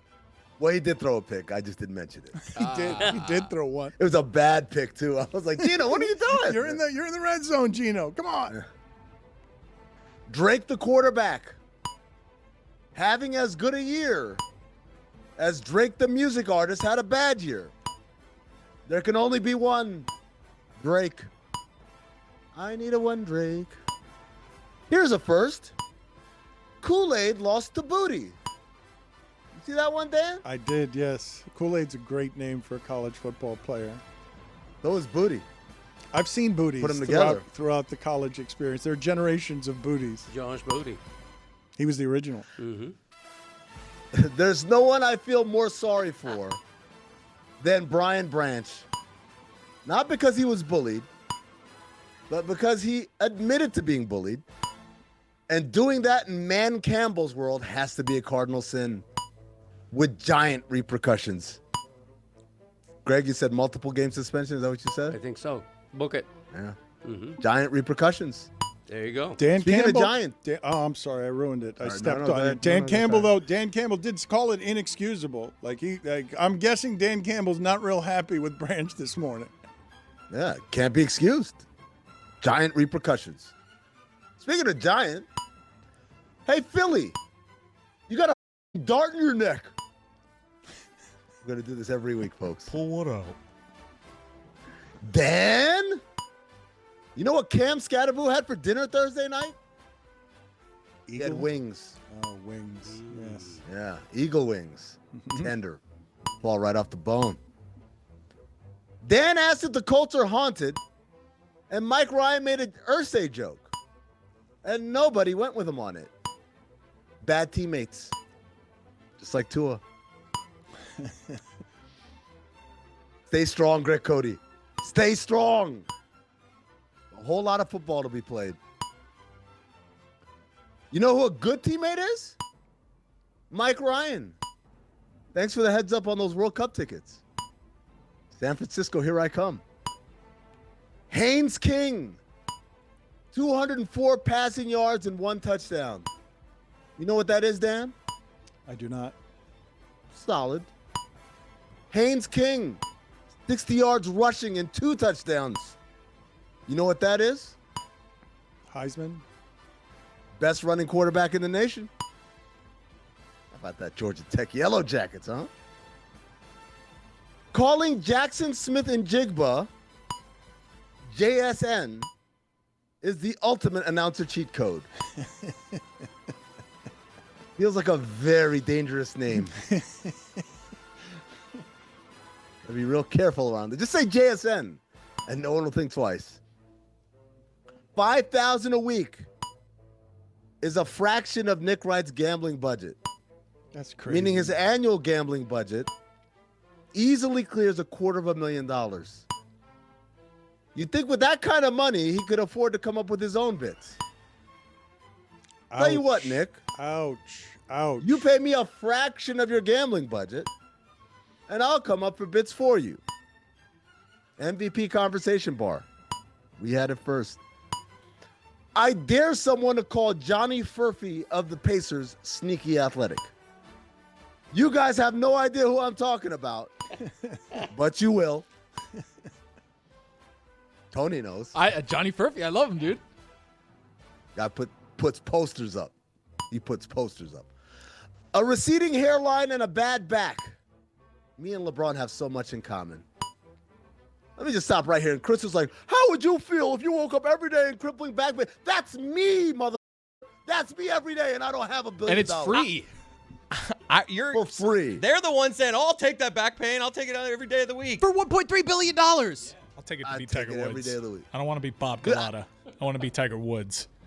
I don't want to be Tiger Woods. I just want Tiger Woods' money. His quiche. Penn State firing James Franklin. A couple weeks after Penn State hired Keegan-Michael Key to do a James Franklin impression. Feels like we should have known. Also feels like I shouldn't have called him Kegel. Nobody caught that. Yes, I got it. What is that, Greg? Greg doesn't know what you're talking No, about. I do. All right. Bam. Bam Adebayo. Bam out of the bayou.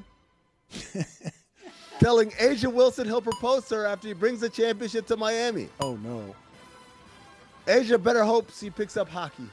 Bam out of the bayou. What does Mark Davis say to the barber when he gets a haircut?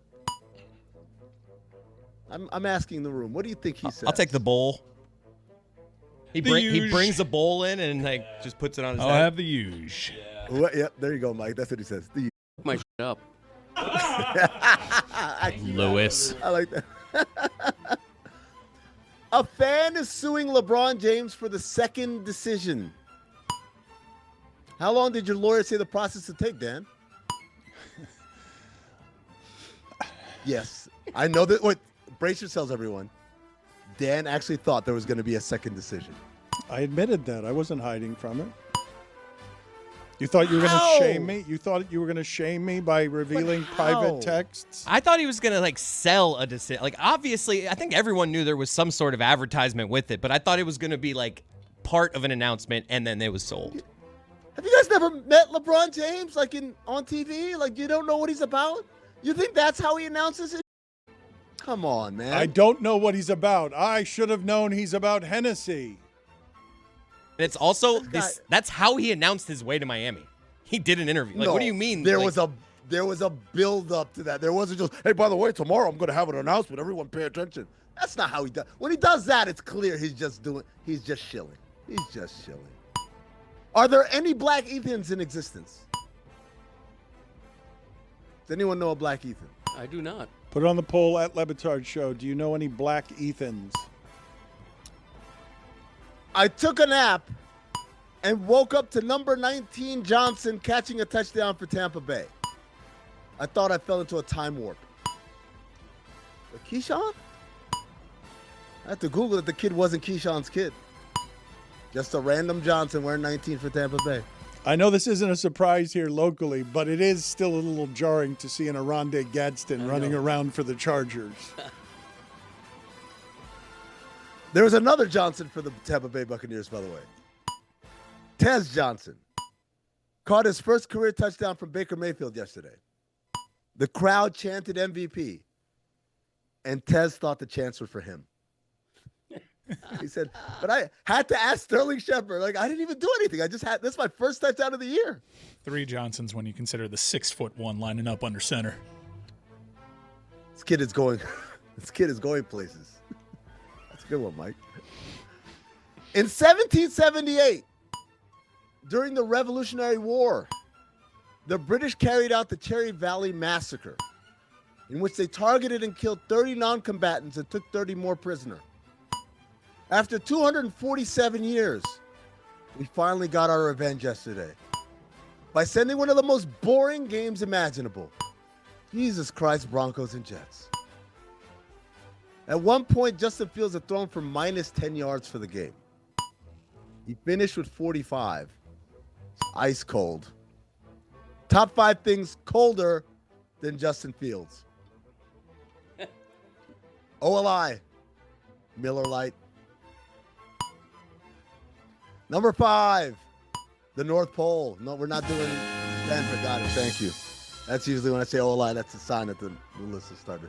Number 5, the North Pole. Barely. I mean, barely. I looked it up. It was like 42 degrees in the North Pole yesterday. Global warming. Youch.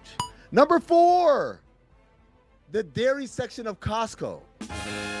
Freezing in there, but a nice little respite of stuff when it's hot out there. Yeah.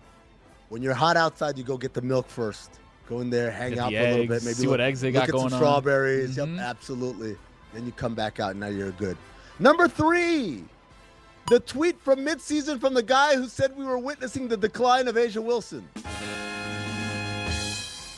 Yeah. She ended up being Finals MVP, Defensive Player of the Year, scoring champ, and MVP. Pretty good. Yeah, not bad. Number 2, any flight I get on when I forget to bring a hoodie or jacket. When I bring my hoodie and jacket, it's always like 60 degrees in there. I forget it. It's 22 degrees. I get frostbite on the Below flight. freezing, is that right? But you're flying at below freezing temperatures. I can see my breath. If I don't bring a hoodie or jacket. If I'm comfortable and I'm hoodied up, it's all good. If I don't bring it, I can see my breath. And the number 1 thing that's colder than Justin Fields yesterday, the Dolphins season. Stay strong, Greg Cody. Why is it when teams score versus the Niners, the TV trucks always show us Robert Saleh? What the hell? Speaking of hell, and that beat that didn't come out after my what the hell, Art Briles. Wow. You're not working correctly with Amin. He needs What the the hell? notes to be hit correctly. That's a cue. Like, hey, he's about to wrap it up. I think it's a Zoom. It's a Zoom issue. audio I think- prioritization thing.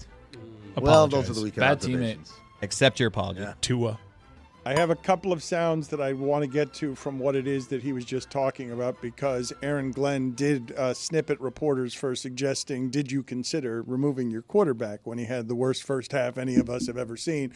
Sacked 9 times for the game, passing total of -10 when you take the sacks and 55 yards of sacks and then take away all of the passing totals, which is 8 yards on the final drive, 38, 37 before that. So I've never seen such a bad game in normal weather conditions. I also want to get the sound of the Detroit Tigers announcer who said bleep this postgame show during the postgame show. But I wanted to talk to all of you, including Amin, about the new standard in college football where James Franklin can be fired 6 games after having his team a half from playing for, the most meaningful of games. College game day was at Happy Valley like 15 days ago. Yeah. And James Franklin was being interviewed by Saban, and right then Penn State was in the middle of a good run, made it to the national semifinals. A corner slips, you lose that game, and now next thing you know, you're losing to UCLA, which, by the way, Deshaun Foster must be the worst head coach on the planet for UCLA to turn their season around the way that they did. And James Franklin is out of a job despite all of us kind of conceding. Not a bad coach, just can't win the big one, $50 million, buyout triggered, decisive. That is them knowing exactly which direction. Matt Rule's agent, by the way, is a Hall of Fame agent because he's already linked to that job, restarting the clock over there. But this was a shocking thing. It was a shocking result. And that we were having the conversations immediately after that result. Drew Aller out for the year. Seemed like he had a bunch of people fooled. But this is pretty stunning. Isn't it like shocking and stunning just because Penn State finally did it? Like, because we've been talking for such a long time, like, he just can't win the big game. Look at all the talent he has. Like, he'll get into the playoff now that it's 12. They'll never fire him if he keeps getting to the playoffs. And then they actually finally did it, which I think is what actually surprised people. It's 2 games that cost him his career. One we've never seen. UCLA was 0-4 and had lost at home to New Mexico 35-10. UCLA was terrible. A team of Penn State's caliber had never lost to an 0-4 team like that. And then I'm telling you, you lose to Northwestern and you get gone. But it's a long time coming. Like, he's had years and years of not winning the big games that they hired him to come win. And his career's not over. Like, he will end up somewhere and he'll be just fine. It didn't work out at Penn State. The crazy thing, Dan, is like in even the NFL, definitely in the NBA and Major League Baseball, you can fire a coach mid-season because, guys, all we got to do is get a hot enough run and we'll get a wild card or we'll get in a play-in or whatever, and then we'll see where it goes from there, right? We even saw Michael Malone getting fired with 2 games left in the season, which is outrageous, but still enough time for Denver to turn something meaningful out of their season.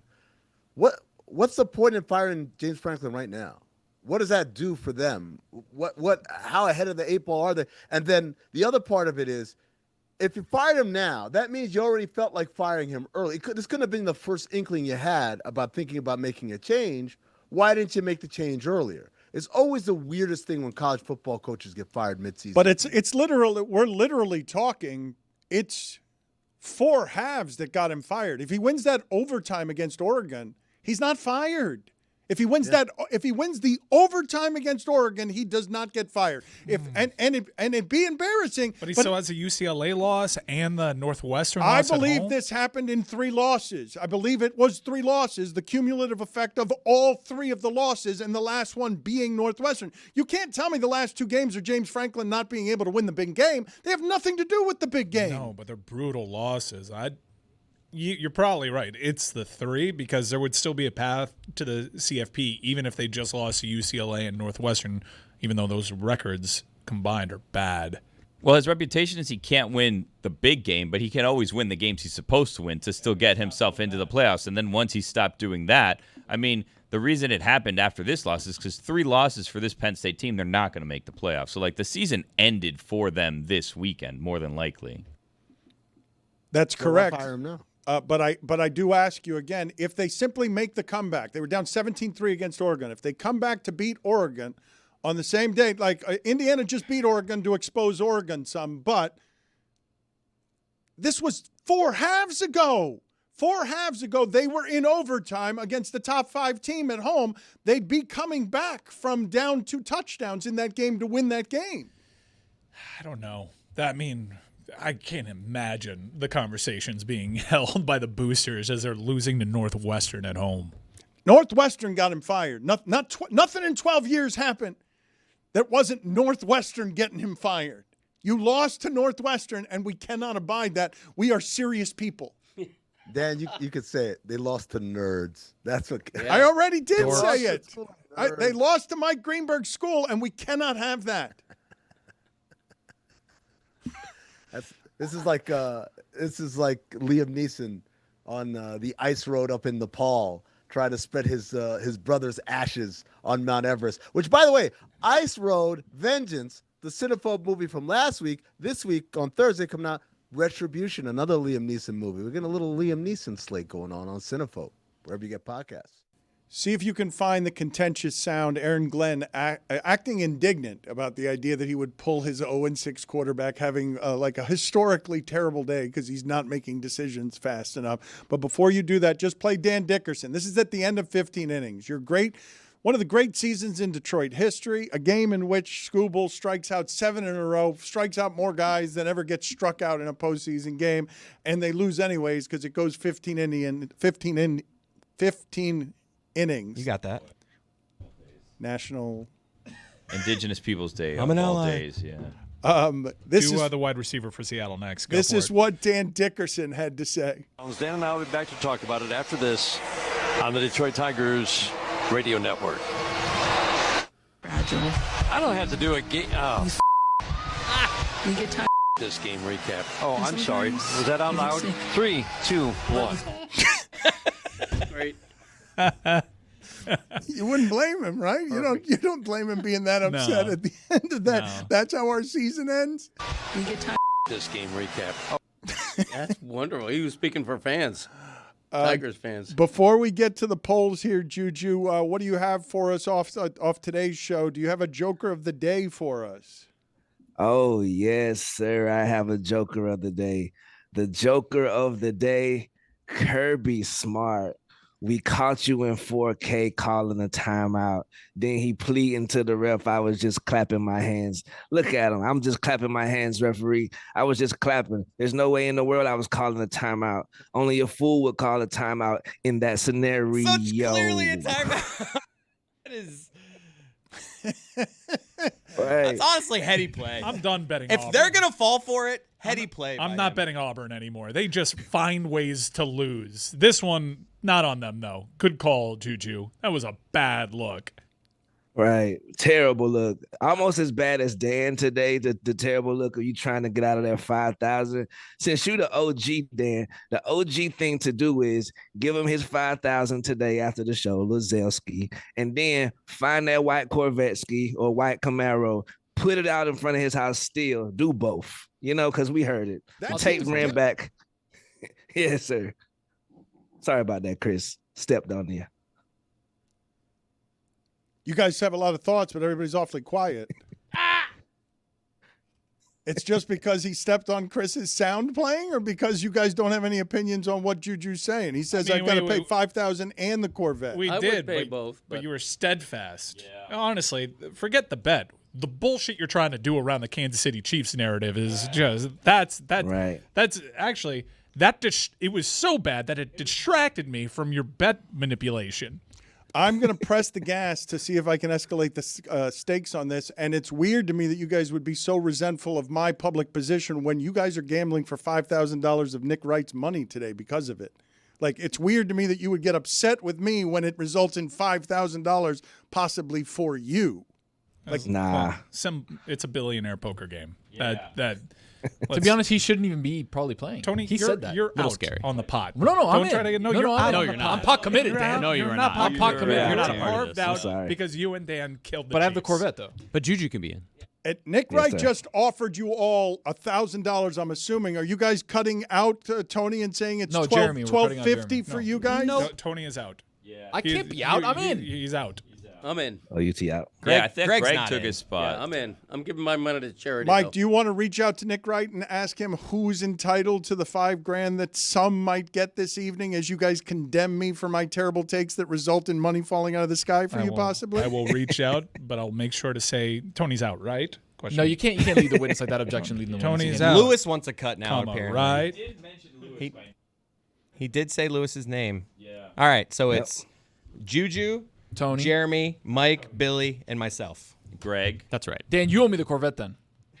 Oh, I forgot Lewis. and Lewis. If he's willing to give you the Corvette, if I take Juju up on him and give him the $5,000 and a Corvette, then he's got to be willing to give the Corvette to either you. It'd be even easier. Or Greg Cody if we get the VIN number of his But Greg's old got the Corvette. money, though. He can't get the money and the Corvette. I thought I was being given my original Corvette. It depends on if we can get it. You weren't even able to produce the VIN number when I asked your wife and your son for it. So I'm let's. on it. You didn't ask me. I'm on the case now. Greg knows, yeah. Yeah, VIN numbers. I probably should have committed it to memory. My VIN number. VIN numbers, PIN numbers. What's the difference? Yeah. What's your PIN actually? So Dan could find the Corvette. It's So also, Juju, VIN number's redundant, right? Is it? Yeah, I guess it is. Like ATM machine is also Right. redundant. What is more redundant? Put it on the poll, Juju, at Le Batard Show. VIN number or ATM machine? Can you tell me, Juju, whether or not it was uneventful to see the Aces win in 4 games? It was funny to see Kathy Engelbert booed, but I was hoping for just slightly more drama than the best player is the best player and that team is winning the championship easily after a very difficult season in which it didn't look like they were going to make it all look that easy. Right. I would also like to add, nice ascot today. You look like you smell like your cologne is made with bits of real panther. Salute to you, brother. Thank you. But yeah, I think the Aces, they showed resilience throughout the season, even when in loss and defeat. Once Jewel Lloyd decided, you know what, I'm gonna come off the bench, the entire season turned around. 17 wins in a row. And you was right, bro. Kathy Engelbert was booed, but I'm going to take it further. I think this is the loudest boo in recorded history. Video team, do you have the video of Miss Kathy getting booed?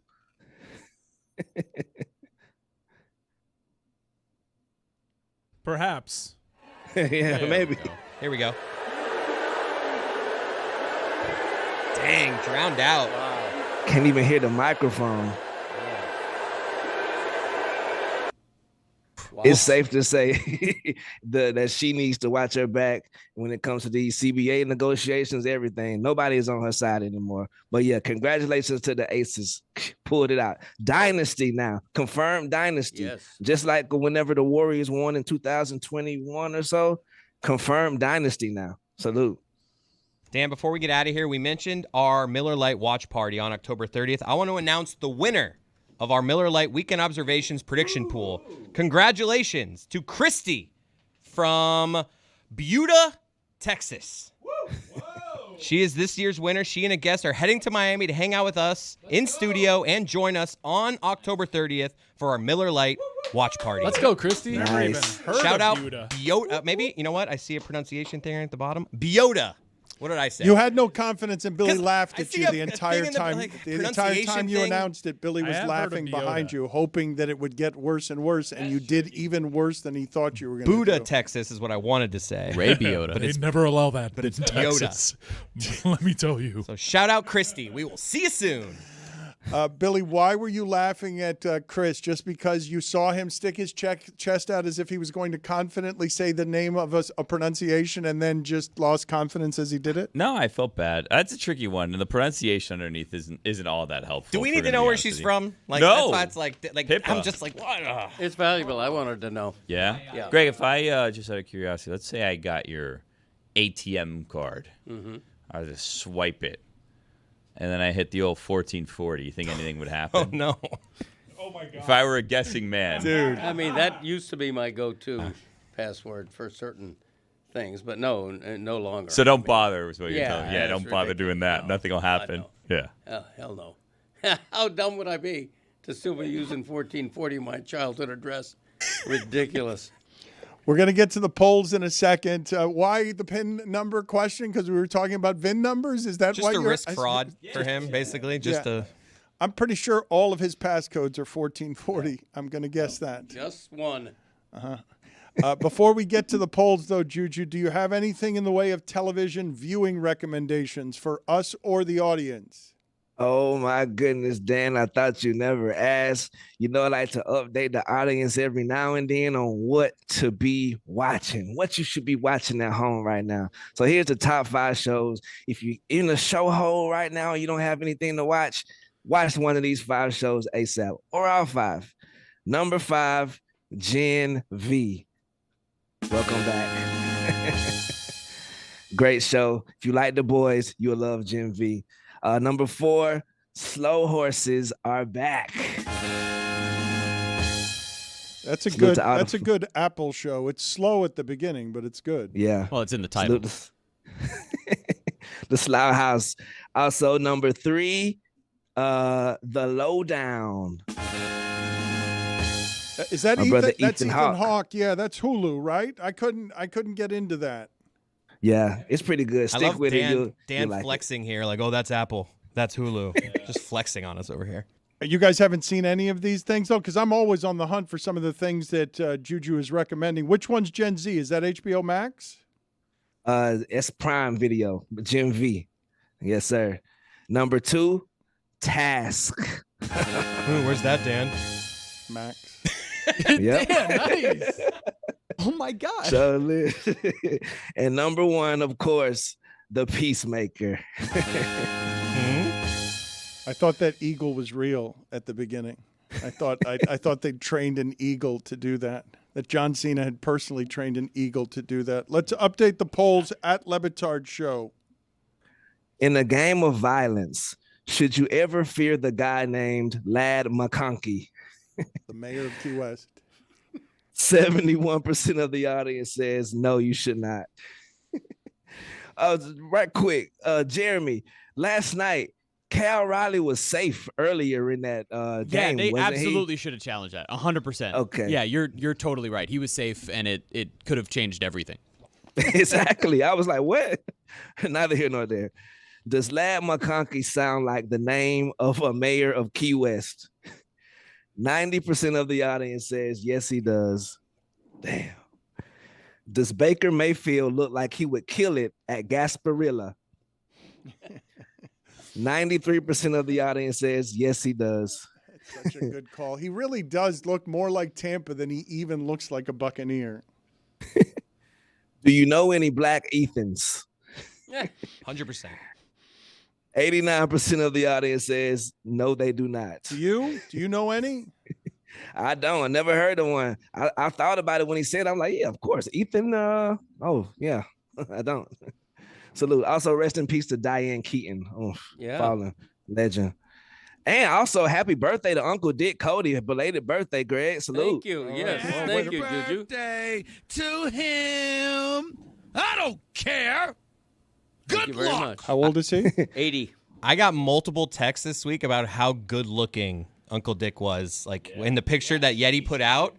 And my dad got a little jealous of this and put out an older photo of Uncle Dick where he doesn't look as good. That's how I took that photo. Beefcake, dude. Well, it was a more recent photo. Because not me old. and Yeti were in the group chat with my dad being like, wow, people are thinking Uncle Dick is really good looking. And and then right after that, my dad puts out a photo of current Uncle Dick. No, it wasn't current. It was when I was like 25 and he'd have been like 35. But it's more of the Dick we know these days. That's true. Yeah.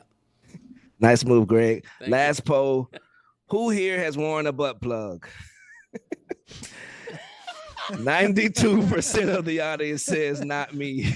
And those are your polls. Okay, very Liars. good. Worn a butt 8%, plug. man. There he is. We have good looking Uncle Dick right here. I mean, look at this guy. Yes. Lifelong bachelor, Uncle Dick. Older siblings are usually better looking. One of the strangest human beings to ever walk the earth. Nice bow tie. Let's hear from Aaron Glenn here. Again, the reminder, the Jets played the single worst passing game you've ever seen in your life, a negative 10 yards when you consider 9 sacks and 45 total yards passing. It seems like, I didn't actually watch much of this game, but it seems like Patrick Surtain is good and that Garrett Wilson and no other number one wide receiver is going to do anything against Patrick Surtain. But let's listen to the sound of Aaron Glenn, truly mystified by why anybody would ask him if he thought about changing quarterbacks. AJ, I understand you probably want to watch the film. Yeah.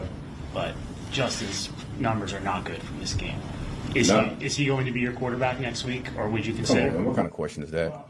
Look, he did not have a good game. I mean, I think it's a fair question. There's a number of guys that, I mean, sometimes this league is like this, and there are guys that have bad games. That doesn't mean you just bench them. Come on, you know better than that. Yeah.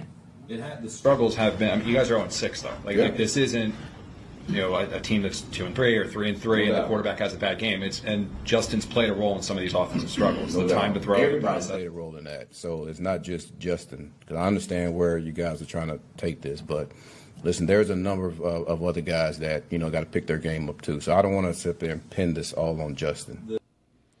Tyrod Taylor's going to start for them. They're going to announce it on Wednesday, right? Never been more sure in my entire life.